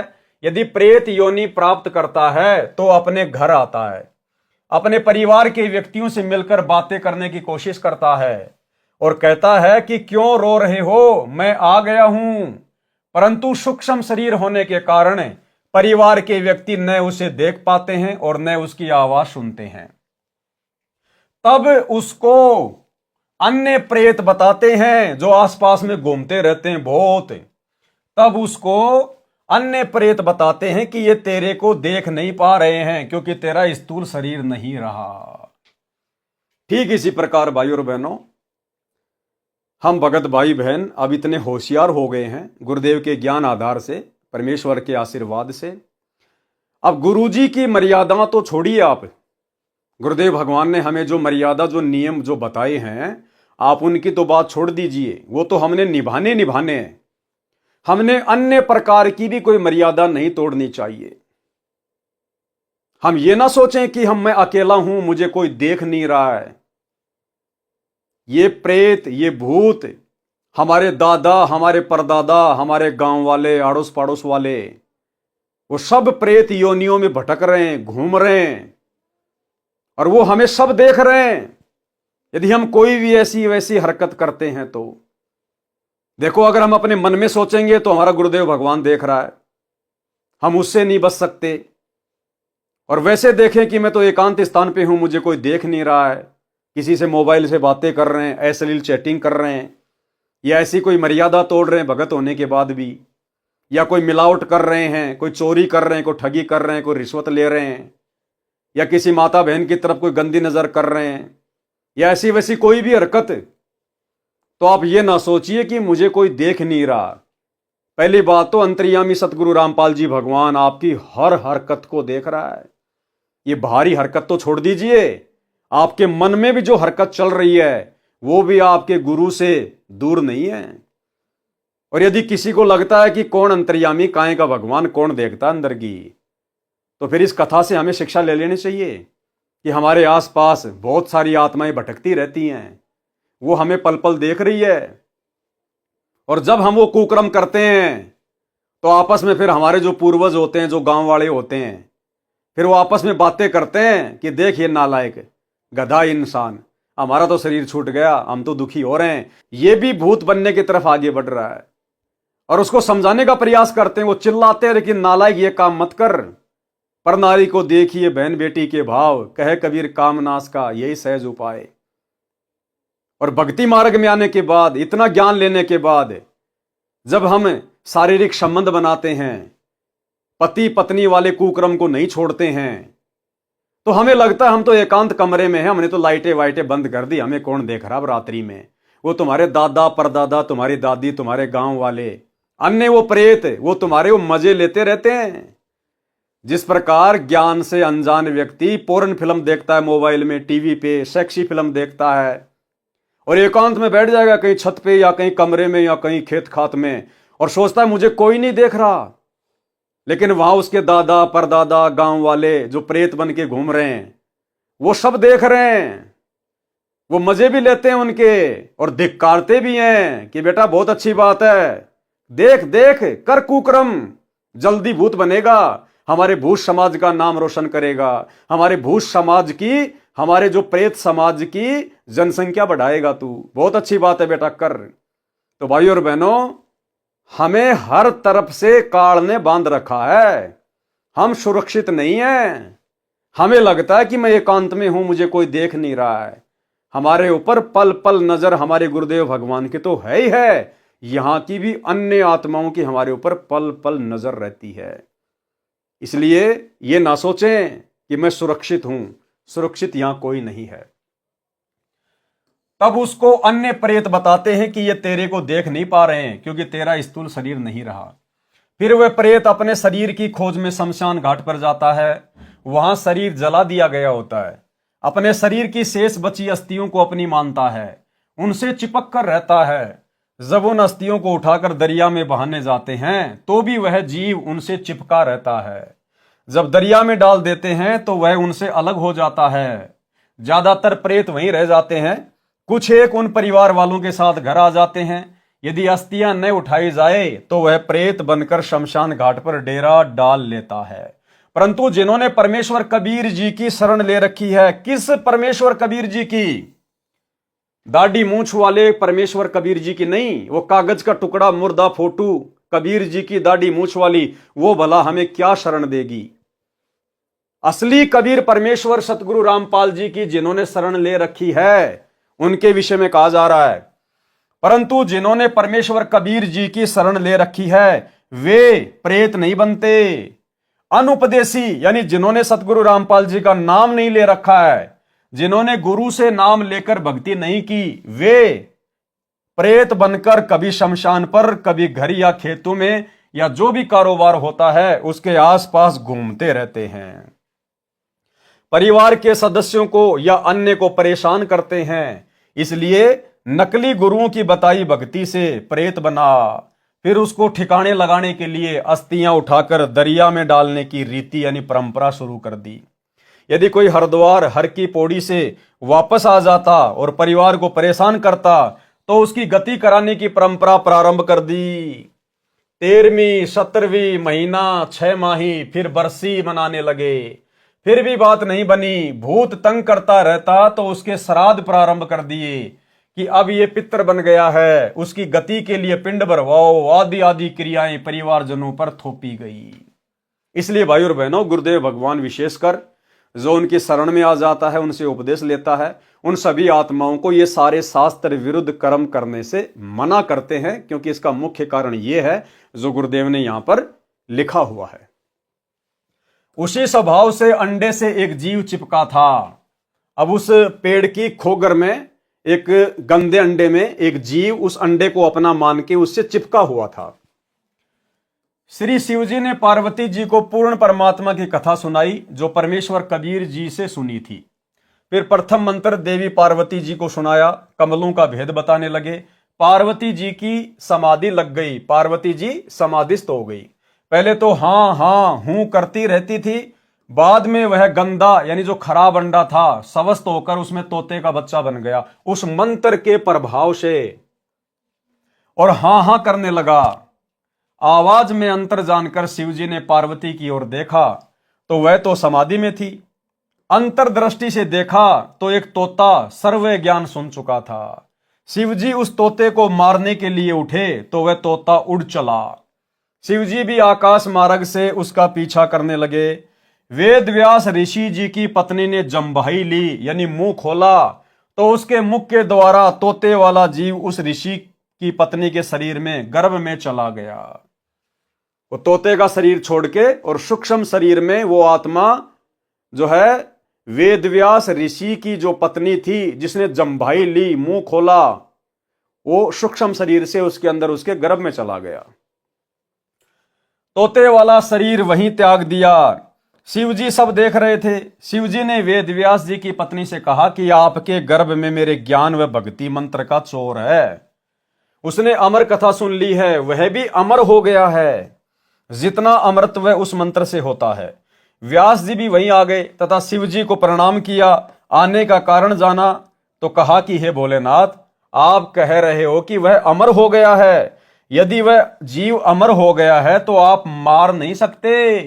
अब गर्भ में तो आप उसको बिल्कुल भी नहीं मार पाओगे। यह सुनकर शिव जी चले गए। पार्वती जी को समाधि से जगाया और अपने निवास पर चले गए। जिस स्थान पर शिव जी ने पार्वती जी को अमर मंत्र दिया था, उस स्थान को अमरनाथ के नाम से जाना जाता है। यानी जो ये अमरनाथ धाम है जहां पर दुनिया जाती है, ये ऐसे बना है अमरनाथ, क्योंकि जिस जगह पर शिव जी ने पार्वती जी को अमर मंत्र दिया था, फिर वो जगह अमरनाथ के नाम से प्रसिद्ध हो गई। 12 वर्ष तक व्यास जी की पत्नी को बच्चा उत्पन्न नहीं हुआ। तीनों देवता श्री ब्रह्मा जी, श्री विष्णु जी तथा श्री शिव जी व्यास ऋषि जी की कुटिया पर आए और गर्भ में बैठे जीव से कहा कि आप जन्म लो, बाहर आओ। गर्भ में जीव को अपने पूर्व के जन्मों का ज्ञान होता है। जीव ने कहा, स्वामियों, बाहर आते ही आपकी माया, तीनों गुणों का प्रभाव जीव को भूल भुलैया में डाल देता है। जीव अपना मकसद भूल जाता है। आप अपनी माया को कुछ देर रोको तो मैं बाहर आऊं। क्या समझाना चाह रहे हैं गुरुदेव भगवान हमें? कि जब सुखदेव की आत्मा मां के गर्भ में थी और ब्रह्मा विष्णु महेश तीनों देवता आकर कहने लगे कि हे जीव, आप बाहर आ जाओ। अगर 12 वर्ष तक बच्चा मां के गर्भ में रहेगा तो आने वाले समय में माताएं दुखी हो जाएंगी। अब सुखदेव मां के गर्भ में, और मां के गर्भ में जीव को आगे पीछे सब पता होता है। और ये मनुष्य जन्म क्यों मिलता है? 84 लाख योनियों से भिन्न जो परमेश्वर ने हमें अपने जैसा रूप दिया है, नर नारायण दे, ये क्यों मिलता है? उस जीव को सब पता चल जाता है। और उसको यह भी पता चल जाता कि असंख्यों बार मेरे को मनुष्य जन्म मिले, स्त्री और पुरुष के। और जैसे ही हम बाहर आते हैं मां के गर्भ से, ये ब्रह्मा विष्णु महेश की माया हमें सब कुछ भुला देती है, जिस कारण से वो जीव मां के गर्भ से बाहर नहीं आ रहा था। यानी गुरुदेव हमें समझाना चाहते हैं इस सुखदेव ऋषि की कथा के माध्यम से कि इस मनुष्य जन्म का, चाहे स्त्री हो या पुरुष हो, इसका मेन मकसद केवल अपनी आत्मा का कल्याण करवाना है। और गुरुदेव समझाना चाहते हैं कि बच्चों, तुम्हारे ऊपर शुक्र मनाओ, कितनी बड़ी दया हुई, कितनी बड़ी मेहर हुई। लाखों प्राणी रोजाना जन्म लेते हैं और लाखों प्राणी रोजाना मर जाते हैं। ना उनको भक्ति का पता चलता, ना उनको सतगुरु का पता चलता, ना उनको मोक्ष का पता चलता, ना कोई आत्म ज्ञान है, ना कोई परमात्म ज्ञान है। और शुक्र मनाओ कि परमात्मा ने तुम्हें मां के गर्भ से बाहर आने के बाद ब्रह्मा विष्णु महेश की माया ने जो सब कुछ भुला दिया था, तुम्हें कुछ भी याद नहीं था। आम दुनिया की तरह तुम भी उसी जोड़ जुगाड़ में लग गए 2 रोटी के चक्कर में, और तुम्हें सतगुरु ने आकर सब कुछ बताया, समझाया। तो शुक्र मनाओ। सुखदेव ऋषि को तो मां के गर्भ में भी सब कुछ पता था और मां के गर्भ से बाहर आने के बाद भी सब कुछ पता था। उसके बावजूद भी उसको सही रास्ता नहीं मिला, उसको सही भक्ति नहीं मिली, उसको तत्वदर्शी संत नहीं मिला और वापस काल के जाल में ही रहा। और गुरुदेव ने कहा कि वर्तमान में वो स्वर्ग में बैठा है और स्वर्ग से जब उसका समय पूरा होगा वो पृथ्वी पर नीचे पटका जाएगा, 84 लाख योनियों में जाएगा। और अंत में मालिक ने बताया जो सुखदेव की आत्मा है वो कलयुग के लास्ट में जो विष्णु का अवतार आएगा, राजा हरिश्चंद्र वाली आत्मा कल्कि का अवतार लेके निकलंक बन के, उस समय वो सुखदेव वाली आत्मा उस कल्कि की सेना का सेनापति बनेगा, सेनापति। सोचिए भाई और बहनों, जिसको सब कुछ पता था गर्भ से बाहर आने के बाद भी, जब ब्रह्मा विष्णु महेश ने राई भैंस के सींग पे जितने समय रुक सकती है, यानी रुक ही नहीं सकती, रखते नीचे गिरेगी राई, इतनी देर इन्होंने अपनी माया रोकी थी तीनों देवताओं ने। और भाई और बहनों, माया रोकने वाले ये नहीं है तीनों देवता ब्रह्मा विष्णु महेश। अब तो हमें पता चल गया, अरे मूसड़ तो दादा ही उठा सकता है, उस 2 साल के बच्चे के बस की बात नहीं है कि वो मूसड़ को उठा ले। मूसड़ दादा उठाता है, कौन रोक देगा ये माया? ये ब्रह्मा विष्णु महेश काल दुर्गा, ये तो नौकर है परमात्मा के, नौकरी कर रहे हैं यहां पर। एक जिम्मेदारी दे रखी है इनको परमात्मा ने, ये नौकर हैं, ये परमेश्वर की माया को नहीं रोक सकते। सतगुरु रामपाल जी परमेश्वर जी ने उस माया को रोका आप और हमारे लिए। इस कहानी के माध्यम से आप और हमें जगाने के लिए कि जो बातें आज मैं तुम्हें आके बता रहा हूं सत्संगों में, कि मां के पेट में प्राणी को सब कुछ पता होता है, बाहर आकर तीनों देवताओं की माया हमें प्रभावित कर देती है। इन बातों को सुखदेव ऋषि के माध्यम से आप और हमारे तक पहुंचाने के लिए कि गुरुदेव भगवान हमें जो भक्ति का पाठ पढ़ा रहे हैं और जो जो बातें बता रहे हैं वो परम सत्य हैं। और क्या हमारा मकसद होना चाहिए, ये मनुष्य जन्म प्राप्त करके हम अपने मकसद की ओर आगे बढ़े। तो सारी की सारी दया ये गुरुदेव भगवान की, और सौभाग्य हमारा सुखदेव ऋषि को सब कुछ पता होने के बाद भी, गर्भ से बाहर आने के बाद भी उसको सब चेतना रही, और वो तो इतनी सिद्धि वाला था, उड़ के स्वर्ग में चला जाता था। फिर भी भाई और बहनों उसको भक्ति का वो मार्ग नहीं मिला, मोक्ष प्राप्ति का वो मार्ग नहीं मिला जो आप और हमें मिल गया। और वर्तमान कलयुग की पिछली पीढ़ी में भी उस आत्मा को वो भक्ति का मार्ग नहीं मिलेगा, क्योंकि वर्तमान में वो स्वर्ग में है, अभी उसकी कमाई शेष है। और स्वर्ग से आने के बाद फिर अपने वो कर्म फोड़ेगा कल्कि की सेना का सेनापति बन के। तो शुक्र मनाओ भाई और बहनों, आप और हमारे पर कितनी बड़ी रजा, कितनी बड़ी मेहर पूज्य गुरुदेव भगवान की। जीव ने कहा स्वामियों, बाहर आते ही आपकी माया, तीनों गुणों का प्रभाव जीव को भूल भुलैया में डाल देता है।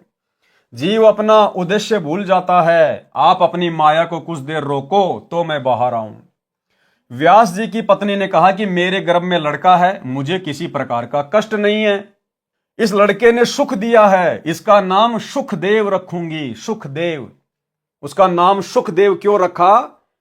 व्यास जी की पत्नी ने कहा कि 12 साल से मेरे गर्भ में बच्चा है और मुझे पता ही नहीं, मुझे कोई दुख नहीं, इस बच्चे ने मुझे सुख दिया है, इसलिए इसका नाम रखूंगी सुखदेव।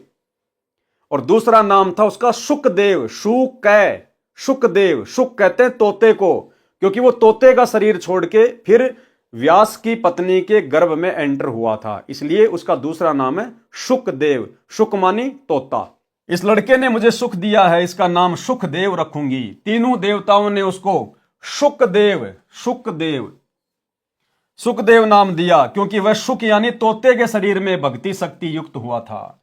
तीनों देवों ने कहा कि हे सुखदेव, हम अपनी गुण शक्ति को केवल इतनी देर तक रोक सकते हैं जितनी देर गाय या भैंस के सींग पर राई का दाना टिक सकता है। अब बताओ भाई और बहनों, ये तीनों गुणों की माया कितनी भयंकर है, आंधी की तरह चलती है। और कोई 6 महीने के बच्चे को यह कहे कि एरोप्लेन 40 की स्पीड पे दौड़ रही है और तू उसको एक क्षण के लिए रोक दे, जितना कि भैंस के सींग पे राई रखी जाए, वो बच्चा कभी सौपन में भी नहीं सो सकता। सौपन में भी कि 50 की स्पीड पर दौड़ रही एरोप्लेन को वो बच्चा रोक सकता है। तो भाई और बहनों, ये जो भी सारा का सारा जो विधान है, जो सिस्टम है, ये पूर्ण ब्रह्म परमेश्वर सारी सृष्टि के रचनहार सतगुरु रामपाल जी परमेश्वर जी ने चला रखा है। उनकी माया को वो ही रोक सकते हैं, वो ही चला सकते हैं। बाकी सब जीव हैं, निमित्त मात्र हैं, किसी की कोई औकात नहीं है। तो ये सारे खेल परमात्मा खेलते हैं। जितनी देर गाय या भैंस के सींग पर राई का दाना टिक सकता है, यानी रखते ही गिर जाता है। सुखदेव ने कहा कि ऐसा ही करो। तीनों देवों ने अपनी गुण शक्ति को एक क्षण यानी सेकंड के लिए रोका। सुखदेव गर्भ से बाहर आया, तीनों देव चले गए। उस समय में 93 यानी 93 अन्य बच्चों का जन्म हुआ। उन सबको तथा सुखदेव को अपने मकसद का ज्ञान रहा, यानी जो चेतना उनको मां के गर्भ में थी वो बाहर आने के बाद भी उनको चेतना रही कि मनुष्य जन्म क्यों मिलता है। और ये ब्रह्मा विष्णु महेश हमें यहां पर फंसा के रखते हैं। वे सब महान भगत संत सिद्ध बने, उनमें से 9 नाथ तो नाथ प्रसिद्ध हुए तथा 84 सिद्ध बने और एक सुखदेव ऋषि बना। सुखदेव के गर्भ से बाहर आते ही 12 वर्ष का शरीर बन गया। वह उठकर अपनी ओरनाल को, जो नली माता जी की नाभि से, बच्चे की नाभि से जुड़ी होती है, उसके माध्यम से माता के शरीर से बच्चे की परवरिश होती है। उसकी लंबाई लगभग 1.5 फुट तक होती है। अपने कंधे पर डालकर चल पड़ा, यानी सुखदेव ऋषि सूक्ष्म रूप में मां के गर्भ से बाहर आया सूक्ष्म रूप में, योनि द्वार से नहीं आया, सूक्ष्म रूप से बाहर आया। और बाहर आते ही उसने अपना 12 साल के बच्चे का शरीर धारण कर लिया, क्योंकि उसमें सिद्धि आ गई थी वो अमर मंत्र सुनने से।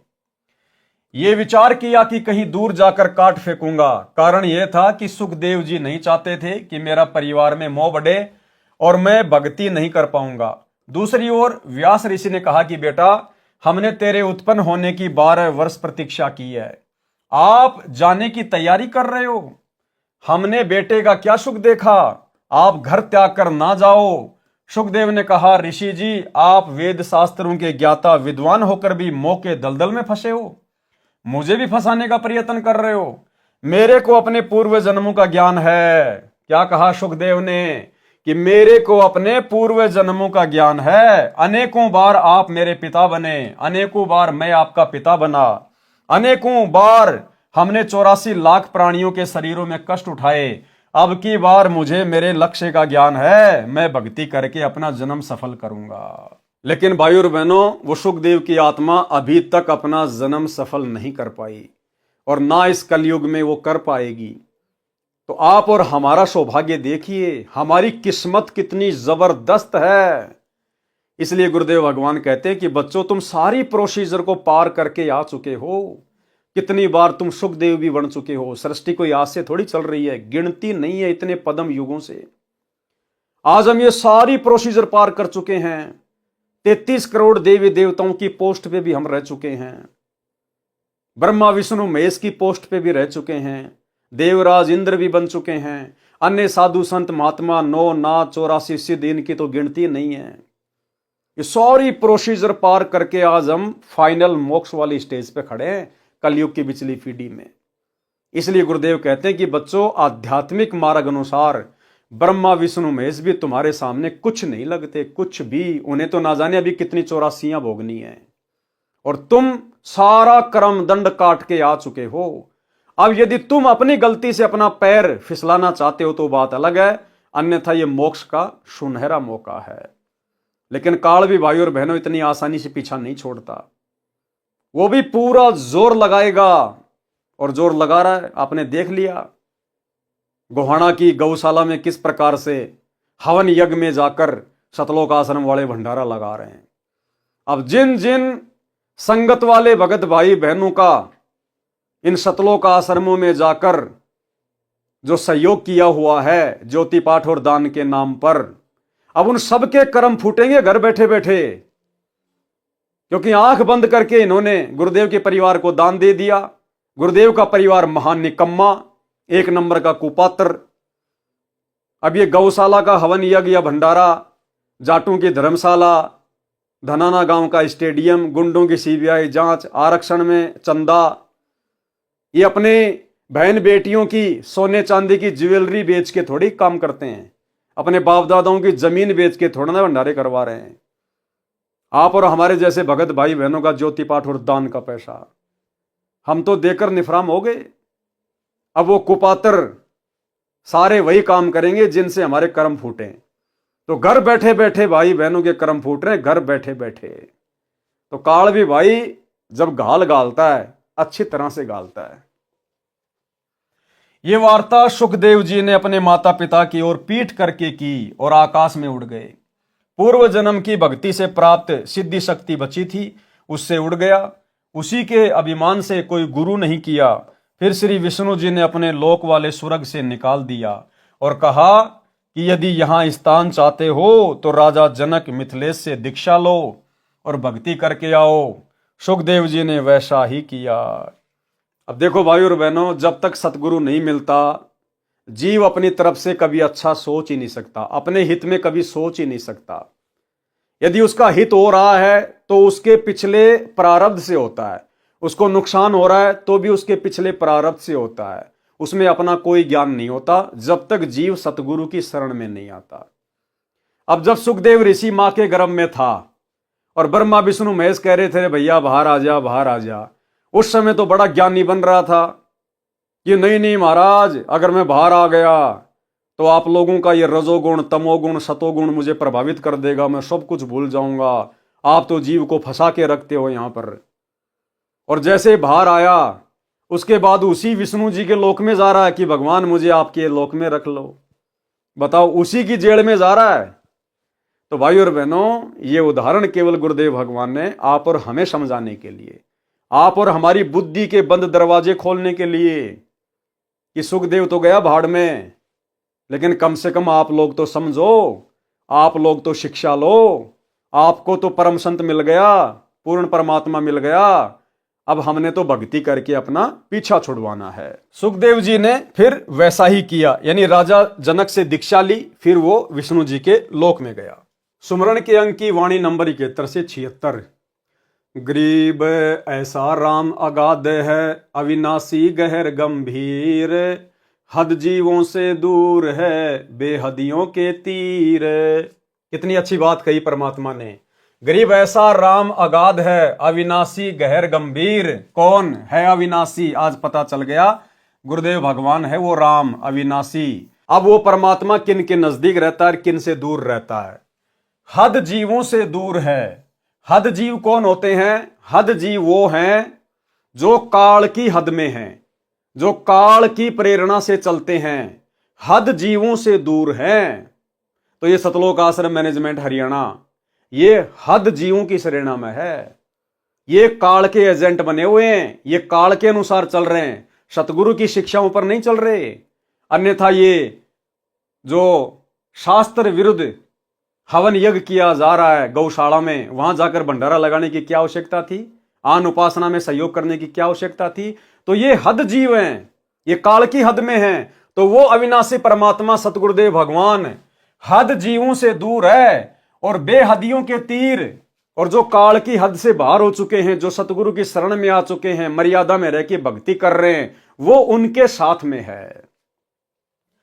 गरीब ऐसा राम अगाध है, अविनाशी गहर गंभीर, हद जीवों से दूर है, बेहदियों के तीर। गरीब ऐसा राम अगाध है, बेकीमत करतार, शेष सैंस फुन रटत हैं, अजून पाया पार। गरीब ऐसा राम अगाध है, अपरंपार अथा, उर्मे कीर्तन ख्याल हैं, मोले अलख अला।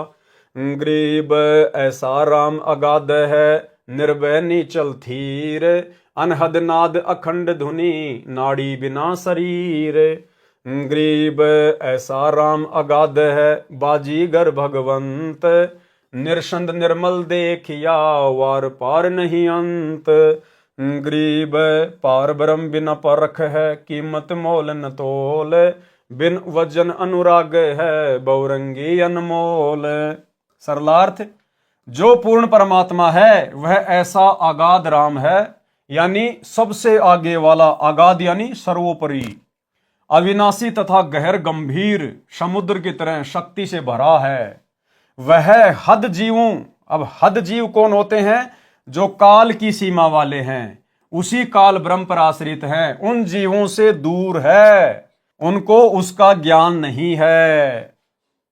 कैसे ज्ञान नहीं है? जैसे आज सतलोक आश्रम मैनेजमेंट हरियाणा को गुरु की शरण में आने के बाद भी गुरु का ज्ञान नहीं है, गुरु की मर्यादाओं का ज्ञान नहीं है, तभी तो सारे उल्टे कुकर्म कर रहे हैं। इसलिए उनको उस अविनाशी परमेश्वर से कोई लाभ प्राप्त नहीं होता। जो बेहद के हैं, यानी जिन्होंने उस असीम शक्ति युक्त परमात्मा को जान लिया है, वह परमात्मा उनके साथ है। वह परमात्मा पारस पत्थर की तरह अनमोल बेकीमत है।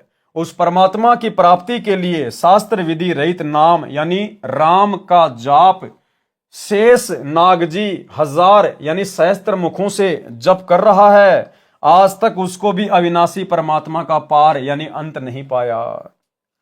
परमेश्वर अपरंपार अथा यानी समुद्र की तरह अमित शक्ति संपन्न है।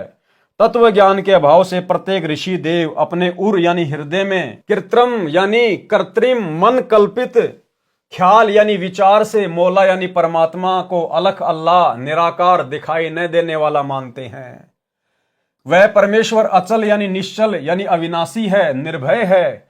थीर का अर्थ भी स्थिर यानी निश्चल होता है। पद्य भाग में पदों की तथा रागों को पूर्ण करने के कारण ऐसे दोहरे शब्दों का प्रयोग किया जाता है।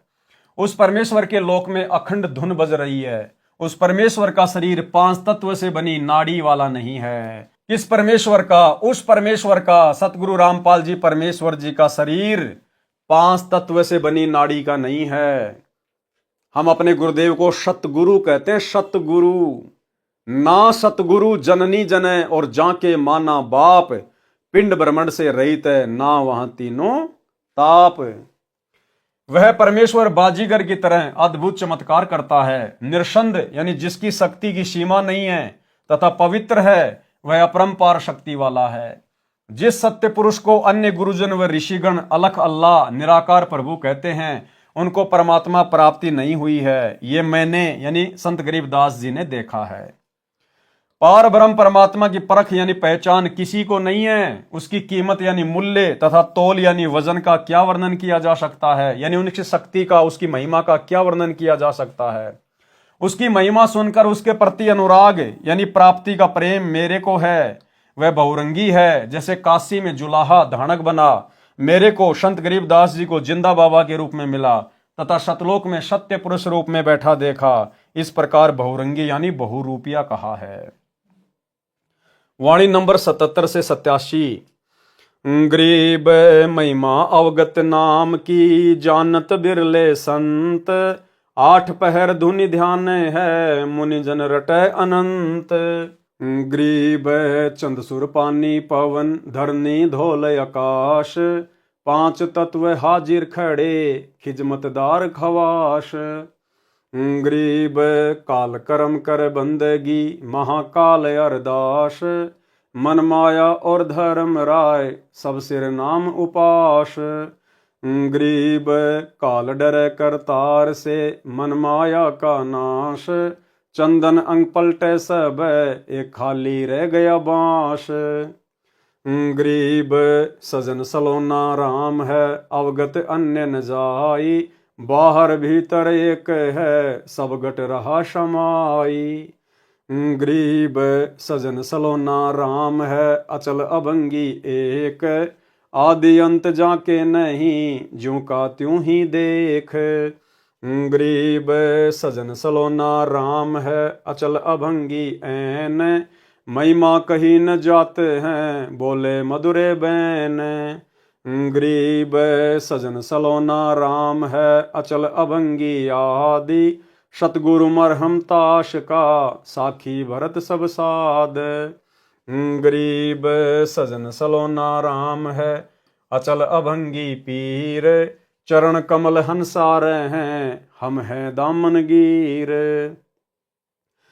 गरीब सजन सलोना राम है, अचल अभंगी आप, हद बेहद से अगम है, जपो अजपा जाप।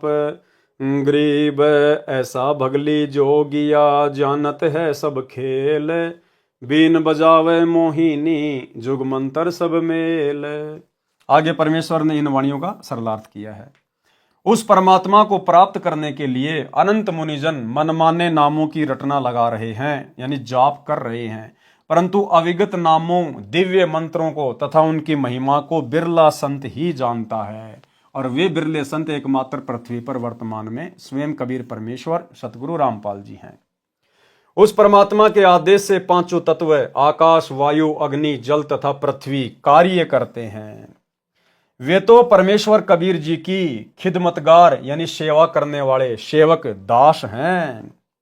उस परमेश्वर की बंदगी यानी प्रणाम करके नम्र भाव से स्तुति, ब्रह्मकाल, कर्म, दया की याचना करते हैं। ये काल भी उस परमेश्वर के आगे नतमस्तक है। और महाकाल, महाकाल कौन? अक्षर पुरुष। महाकाल यानी अक्षर पुरुष भी उस परमेश्वर से अरदास यानी प्रार्थना करके अपने अपने लोक चला रहे हैं। मन यानी काल ब्रह्म, माया यानी दुर्गा देवी और धर्मराय काल का न्यायाधीश, सबके सिर पर नाम उपासना है, यानी सबको भक्ति करना अनिवार्य है, तब उसका पद सुरक्षित रहता है। इसीलिए तो काल ने गीता अध्याय नंबर 18 श्लोक नंबर 64 या 65 में कहा है कि अर्जुन, मैं तुझे गुप्त से गुप्त बात बताता हूं कि मैंने तुझे जिस परमेश्वर के बारे में कहा ना, अध्याय 18 के श्लोक 62 में, कि उस अविनाशी परमेश्वर की शरण में जा, वो मेरा भी पूज्य देव है, मेरा भी इष्ट देव है। और यही बात यहां गुरुदेव लिख रहे हैं कि इस काल को भी अपना 21 ब्रह्मांड चलाने के लिए उसी परमात्मा की उपासना करनी पड़ती है। अक्षर पुरुष को भी अपने 7 संग ब्रह्मांड चलाने के लिए उसी कबीर परमेश्वर की भक्ति करनी पड़ती है। ये बात अलग है कि उनके पास में भक्ति का यथार्थ मार्ग नहीं है, लेकिन उनका इष्ट वो ध्यान उसी का धरते हैं। नोट, अक्षर पुरुष को महाकाल इसलिए कहा है क्योंकि जब इसका एक दिन जो 1000 युग कहा है पूरा होता है तो काल ब्रह्म दुर्गा सहित एक ब्रह्मांड का विनाश हो जाता है। सभी प्राणी अक्षर पुरुष के लोक में रखे जाते हैं। ज्योति निरंजन जब 21वें ब्रह्मांड में होता है उस समय यह भी महाकाल कहा जाता है। ज्योति निरंजन काल भी परमेश्वर कबीर जी से भय मानता है।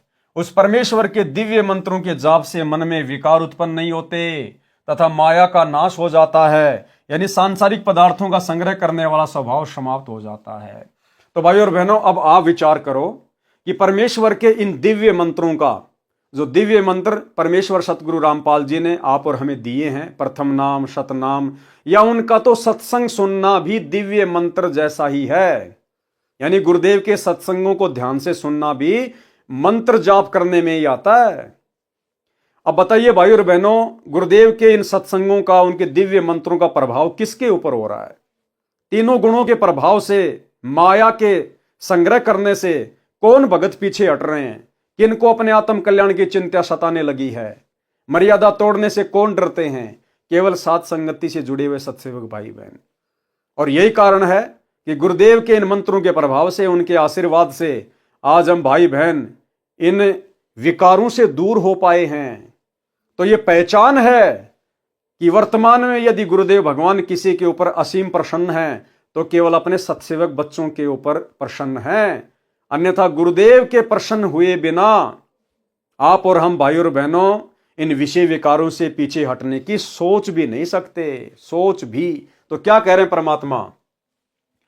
उस परमेश्वर के दिव्य मंत्रों के जाप से मन में विकार उत्पन्न नहीं होते तथा माया का नाश हो जाता है, यानी सांसारिक पदार्थों का संग्रह करने वाला स्वभाव समाप्त हो जाता है।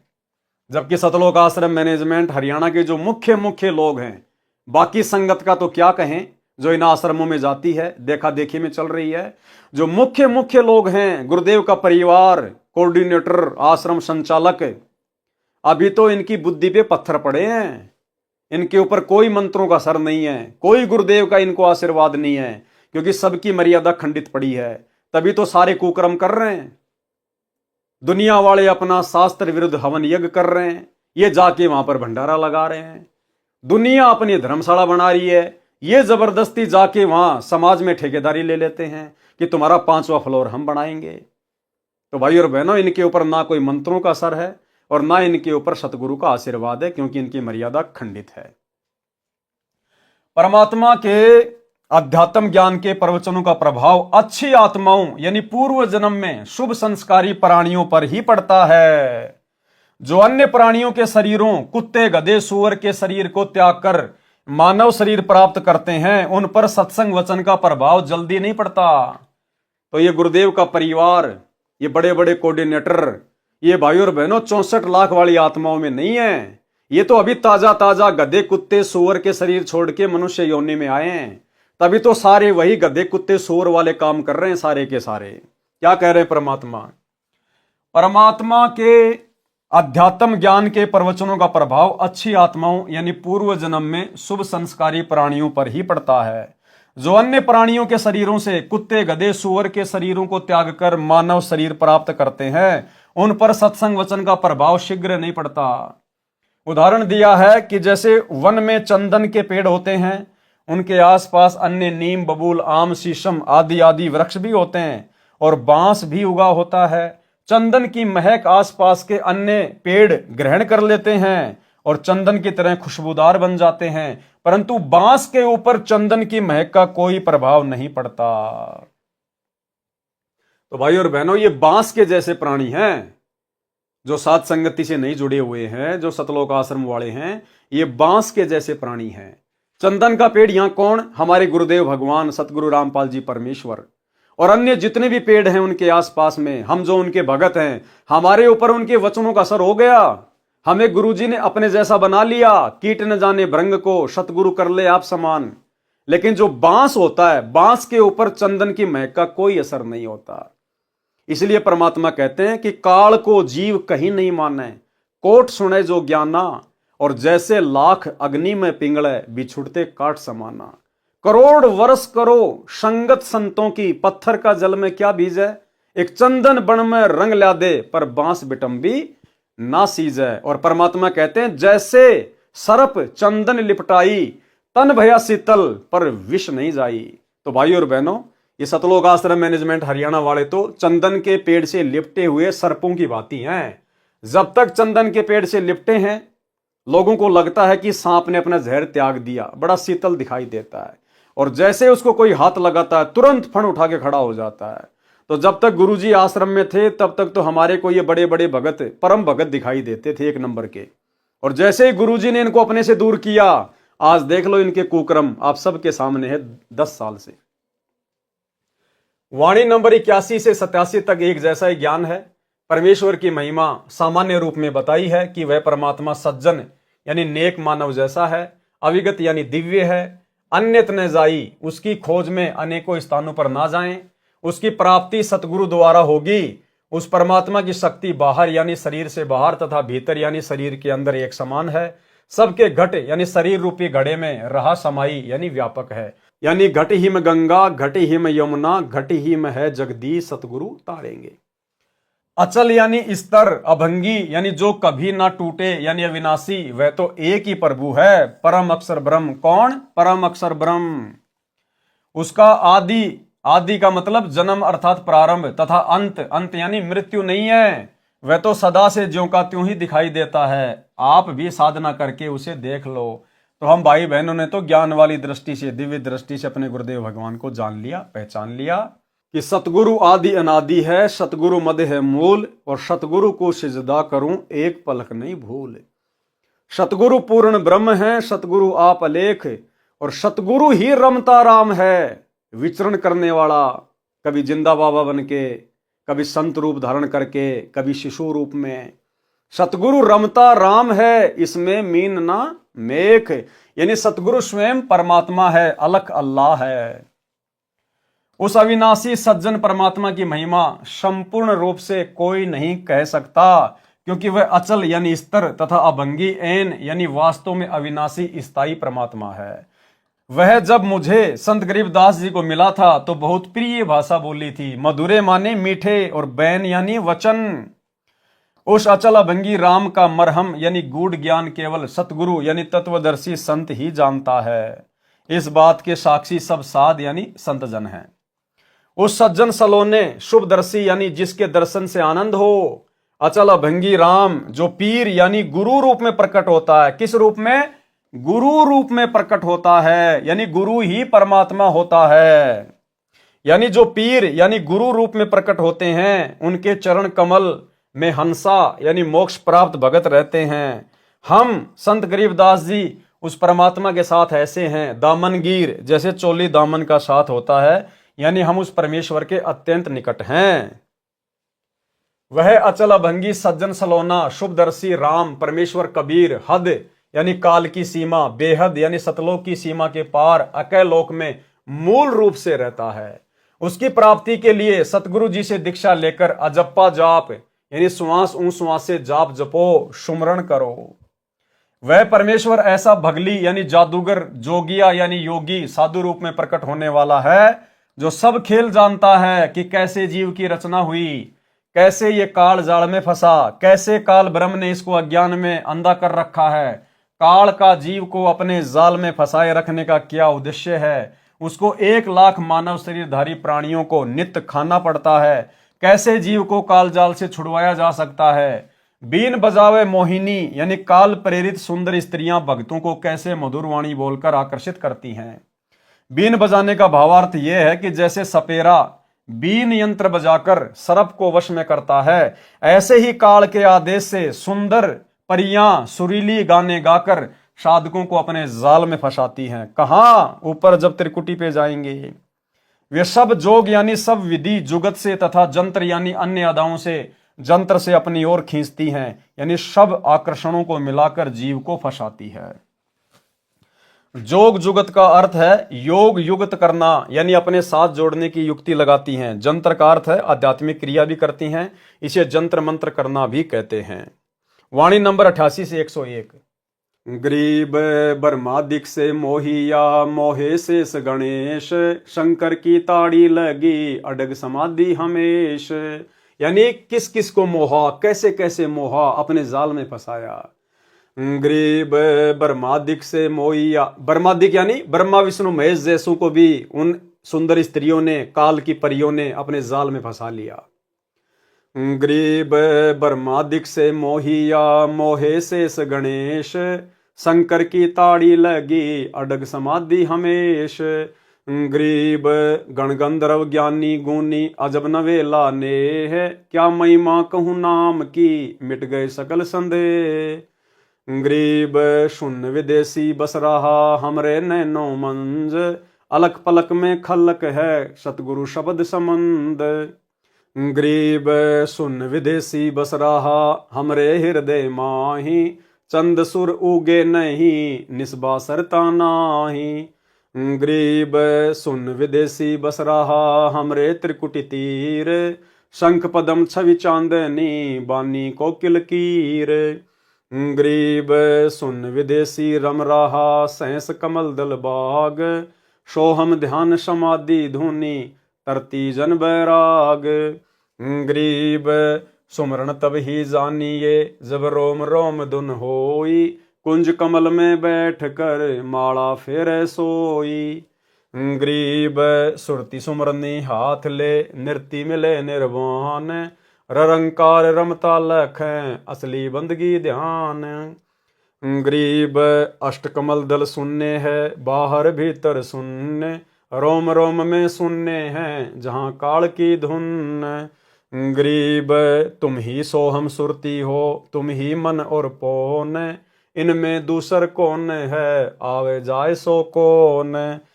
ग्रीब इनमें दूसर कर्म है बंदी अविद्या गांठ, 5-25 ले गई अपने अपने बांट।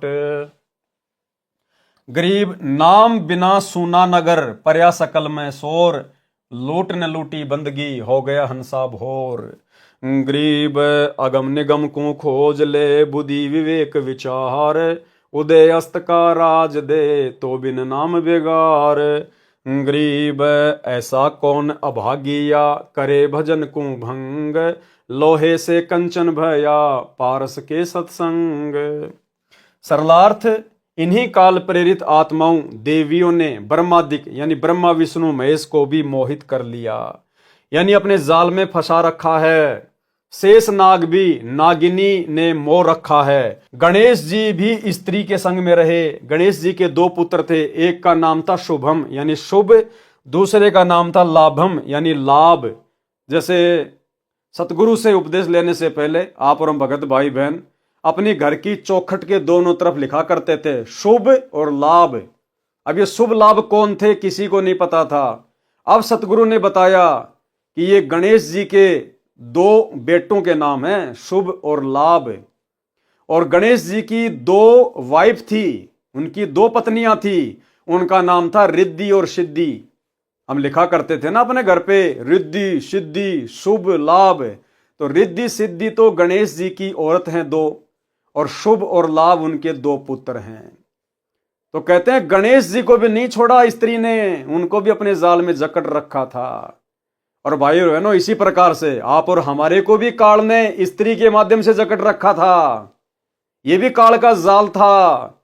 अब सतगुरु ने आके दया करी, ज्ञान दिया, सत्संग सुनाया, साध संगति से जोड़ा, तो अब हम उनके आदेश से उस स्त्री मोह से पीछे हटे हैं और स्त्रियां जो है वो पुरुष के मोह से हटी हैं सतगुरु आशीर्वाद से।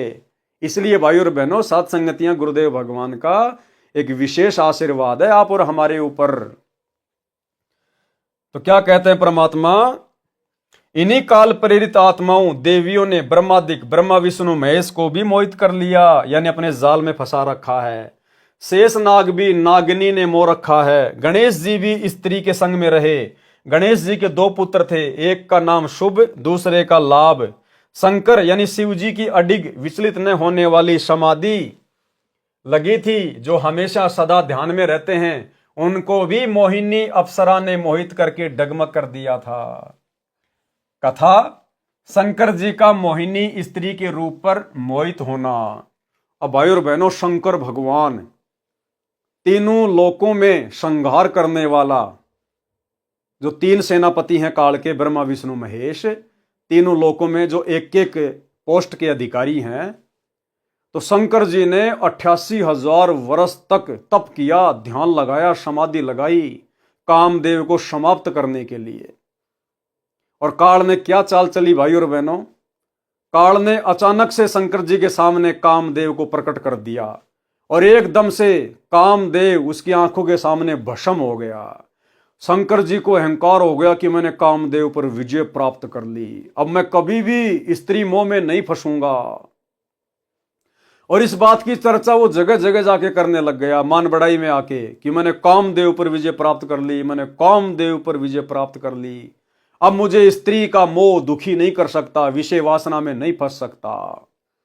आप और हमारे लिए शिक्षा है, विशेषकर जो भाई बहन साध संगति से जुड़े हुए हैं और जिन्होंने अपने गुरुदेव के विशेष आशीर्वाद से इस कामदेव पर विजय प्राप्त कर ली है। यानी ये बोलना पड़ता है, बाकी आप और हमें अच्छे से अपनी औकात, अपनी हैसियत का पता है।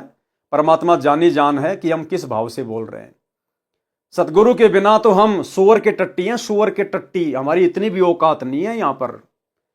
ये तो गुरुदेव भगवान की विशेष रजा से, उनकी मेहर से, उनके आशीर्वाद से, जिस स्त्री मोह से, स्त्री जाल से, विषय वासना से, संभोग क्रिया से ये तीनों देवता ब्रह्मा विष्णु महेश नहीं बच पाए। आप और हमारे जैसे 2 कौड़ी के तटपुंजियों की भला क्या औकात।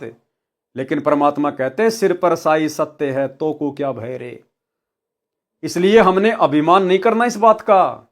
ये बार बार जो हम इस प्रकार की बातें बताते हैं या सत्सेवक भाई बहन जो बताते हैं, वीडियो बनाते हैं, ये केवल अन्य भगत भाई बहनों को जागृत करने के लिए, उनको समझाने के लिए कि आप भी अपने गुरुदेव को प्रसन्न करो, मर्यादा में रह के भक्ति करो, अपने आत्म कल्याण की चिंता पैदा करो, ताकि गुरुदेव भगवान आपके ऊपर भी दया बख्शें, आप भी संभोग क्रिया से दूर हो जाएं, विषय वासनाओं से दूर हो जाएं। अन्यथा आप कभी भी परमात्मा को अपने हृदय में विराजमान नहीं कर पाओगे। केवल अन्य भाई बहनों को प्रेरित करने के लिए, समझाने की दृष्टि से दास बार बार बोलता है, वीडियो बनाता है, कोई मान बड़ाई वश नहीं, क्योंकि हमारी कोई औकात नहीं। तो शंकर जी जगह जगह जाके बताने लग गए कि मैंने विषय वासना छोड़ दी, मैंने कामदेव को भस्म कर दिया। अब काल को टेंशन हो गई। काल ने सोचा रे अगर ये सभी लोग इसी प्रकार से अगर स्त्री से दूर होने लग गए तो भैया संतान पैदा कौन करेगा, मेरा भोजन कहाँ जाएगा, मुझे रोजाना 1 लाख खाने को कैसे मिलेंगे। तो काल ने फिर से उसके अभिमान को चूर चूर कर दिया। इसलिए भाई और बहनों, परमात्मा भी कहते हैं कि आधीनी के पास है पूर्ण ब्रह्म दयाल, और मान बड़ाई मारियो बेअदबी सिरकाल। और परमात्मा कहते हैं कि बेअदबी भावे नहीं साहिब के ताही, और अजाजील ने बंदगी एक पल माही भाई, एक पल में। और अहंकार का यानी घमंड का और सतगुरु रामपाल जी भगवान का तो खड़ा एक्सीडेंट है, कभी एक साथ नहीं रह सकते। इसलिए जो रजा गुरुदेव ने हम साथ संगत वालों पे की है, जो भाई बहन के रिश्ते बनवा दिए पति पत्नी में, भाई और बहनों, हमने बारंबार गुरुदेव से नतमस्तक होकर प्रार्थना करती रहनी चाहिए कि परमात्मा ये आग फिर से ना लग जाए, फिर से ना लग जाए मालिक। तो शंकर जी ने अभिमान किया तो शंकर के अभिमान को तोड़ा। कथा शंकर जी का मोहिनी स्त्री के रूप पर मोहित होना। जिस समय दक्ष की बेटी यानी उमा शंकर जी की पत्नी ने श्री रामचंद्र जी की वनवास में सीता रूप बनाकर परीक्षा ली थी, श्री शिव जी ऐसा न करने को कहकर घर से बाहर चले गए थे। सीता जी का अपहरण होने के पश्चात श्री राम जी अपनी पत्नी के वियोग में विलाप कर रहे थे, तो उनको सामान्य मानव जानकर उमा जी ने शंकर भगवान की उस बात पर विश्वास नहीं हुआ कि ये विष्णु जी ही पृथ्वी पर लीला कर रहे हैं। और गुरुदेव भगवान ने बताया कि ये कोई लीला वाला नहीं कर रहे थे रामचंद्र। दशरथ का बेटा रामचंद्र कोई लीला वाला करने के लिए नहीं आया था। ये लीला तो उन लोगों को दिखाई देती है जो अभी तत्व ज्ञान से अपरिचित हैं। वो केवल अपना कर्म भोगने आए था। नारद जी ने उनको जो श्राप दिया था ना, वो केवल अपना श्राप भोगने आया था, कोई लीला वाला करने नहीं आया था। जब उमा जी सीता जी का रूप बनाकर श्री राम के पास गई तो वे बोले, हे दक्ष पुत्री माया, भगवान शंकर को कहां छोड़ आई? इस बात को श्री राम जी के मुख से सुनकर उमा जी लज्जित हुई और अपने निवास पर आई। शंकर जी की आत्मा में प्रेरणा हुई कि उमा ने परीक्षा ली है। शंकर जी ने विश्वास के साथ कहा कि परीक्षा ले आई। उमा जी ने कुछ संकोच करके भय के साथ कहा कि परीक्षा नहीं ली अविनाशी। शंकर जी ने सती जी को हृदय से त्याग दिया था, पत्नी वाला कर्म भी बंद कर दिया था, बोलना भी बंद कर दिया। तो सती जी अपने घर राजा दक्ष के पास चली गई। राजा दक्ष ने उसका आदर नहीं किया क्योंकि उसने शिव जी के साथ विवाह पिता की इच्छा के विरुद्ध किया था। राजा दक्ष ने हवन कर रखा था। कौन सा हवन? जो ये हरियाणा के गोहाना की दादा गोसाई गौशाला में चल रहा है। शास्त्र विरुद्ध हवन, मनमाना आचरण। राजा दक्ष ने हवन कर रखा था। हवन कुंड में छलांग लगाकर सती जी ने प्राणांत कर दिया था, यानी शरीर का अंत कर दिया था। शंकर जी को पता चला तो अपनी ससुराल आए। राजा दक्ष का सिर काटा, फिर उस पर बकरे का सिर लगाया। अपनी पत्नी के कंकाल को उठाकर 10,000 वर्ष तक उमा उमा करते हुए पागलों की तरह फिरते रहे। एक दिन भगवान विष्णु जी ने सुदर्शन चक्कर से उस कंकाल को टुकड़े टुकड़े कर दिया। विष्णु जी ने नहीं किया भाई और बहनों, ये तो परमात्मा अपने आप को छुपाते हैं। स्वयं कबीर परमेश्वर सतगुरु रामपाल जी ने उस कंकाल के टुकड़े टुकड़े किए सुदर्शन चक्कर से।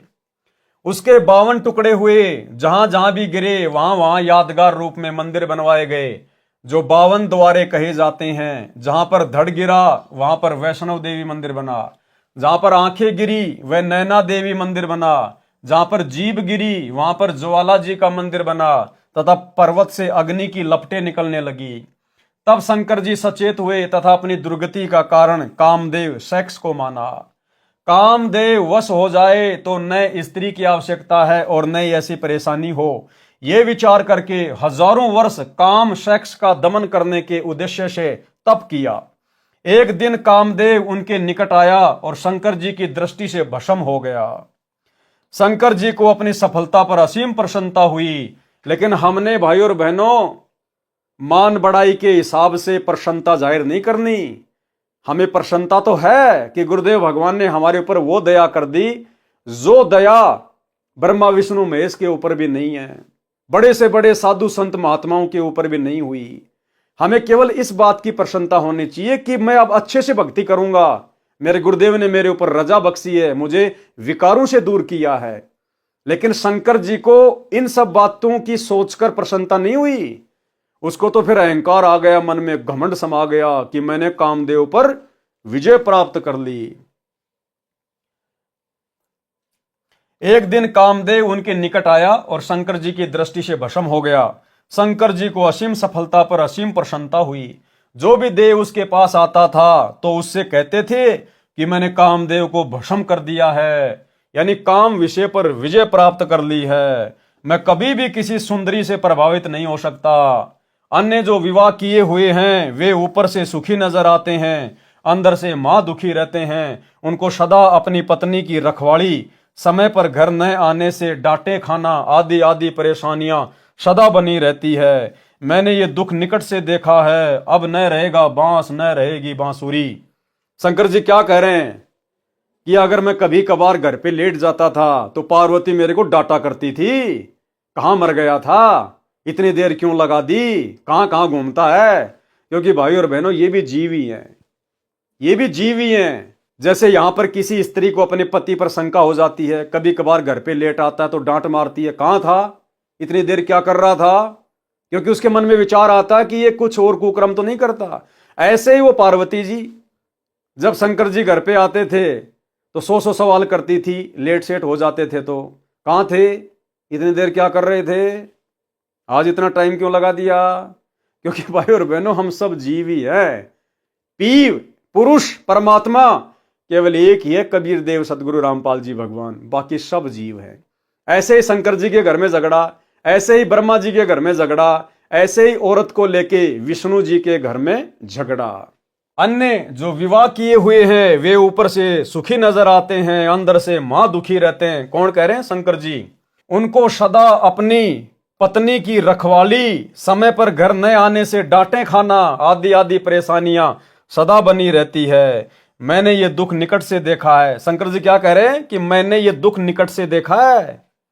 अब न रहेगा बांस, न बजेगी बांसुरी। काल ब्रह्म को चिंता बनी कि यदि सब इस प्रकार स्त्री से घृणा करेंगे तो संसार का अंत हो जाएगा। मेरे आहार के लिए 1,00,000 मानव कहां से आएंगे? इस उद्देश्य से नारद जी को प्रेरित किया। एक दिन नारद मुनि जी आए, उनके सामने भी शिव जी ने अपनी कामदेव पर विजय प्राप्त की कथा सुनाई। नारद जी ने भगवान विष्णु को यथावत सुनाई। श्री विष्णु जी को काल ब्रह्म ने प्रेरणा की, भाई की परीक्षा करनी चाहिए कि ये कितने खरे हैं। काल ब्रह्म की प्रेरणा से एक दिन शिव जी विष्णु जी के घर के आंगन में आकर बैठ गए। सामने बहुत बड़ा फलदार वृक्षों का बाग था, भिन्न भिन्न प्रकार के फूल खिले थे, बसंत जैसा मौसम था। श्री विष्णु जी शिव जी के पास आकर बैठ गए, कुशल मंगल जाना। फिर विष्णु जी ने पूछा, सुना है कि आपने काम पर विजय प्राप्त कर ली है। शिव जी बोले, हाँ, मैंने कामदेव का नाश कर दिया है। कुछ देर बाद शिव जी के मन में प्रेरणा हुई कि भगवान, मैंने सुना है कि सागर मंथन के समय आप जी ने मोहिनी रूप बनाकर राक्षसों को आकर्षित किया था। आप उस रूप में कैसे लग रहे थे? मैं देखना चाहता हूं। पहले तो बहुत बार विष्णु जी ने मना किया, परंतु शिव जी के हट के सामने स्वीकार किया और कहा कि कभी फिर आना, आज मुझे किसी आवश्यक कार्य से कहीं जाना है। ये कहकर विष्णु जी अपने महल में चले गए। शिव जी ने कहा कि जब तक आप वह रूप नहीं दिखाओगे मैं भी जाने वाला नहीं हूं। कुछ ही समय के बाद शिव जी की दृष्टि बाग के एक दूर वाले कोने में एक अप्सरा पर पड़ी, जो सुंदरता का सूर्य थी। इधर उधर देखकर शिव जी उसकी ओर चल पड़े। ज्यों ज्यों निकट गए त्यों त्यों वह सुंदरी अधिक सुंदर लगने लगी और वह अर्धनग्न वस्त्र पहने थी। कभी गुप्तांग वस्त्र से ढक जाता तो कभी हवा के झोंके से आधा हट जाता। सुंदरी ऐसे भाव दिखा रही थी कि जैसे उसको कोई नहीं देख रहा है। जब शिवजी को निकट देखा तो शर्मा कर तेज चाल से चल पड़ी। शिवजी ने भी गति बढ़ा दी, स्पीड बढ़ा दी। बड़े परिश्रम के पश्चात तथा घने वृक्षों के बीच मोहिनी का हाथ पकड़ पाए। तब तक शिवजी का शुक्रपात हो चुका था। उसी समय सुंदरी वाला स्वरूप श्री विष्णु रूप बन गया। भगवान विष्णु जी शिव जी की दशा देखकर मुस्कुराए तथा कहा कि ऐसे उन राक्षसों से अमृत छीन कर लाया था। वे राक्षस ऐसे मोहित हुए थे जैसे मेरा छोटा भाई कामजीत, यानी शंकर जो अपने आप को कामजीत कह रहा था। विष्णु जी कह रहे हैं कि जैसे मेरा छोटा भाई कामजीत अब काम पराजित हो गया। शिवजी ने उसके पश्चात हिमालय राजा की बेटी पार्वती से अंतिम बार विवाह किया। पार्वती वाली आत्मा वही है जो सती जी थी। पार्वती रूप में अमरनाथ स्थान पर अमर मंत्र शिवजी से प्राप्त करके शिवजी की आयु तक अमर हुई। इस प्रकार वाणी में कहा है कि शंकर जी की समाधि तो अडिग न डिगने वाली थी।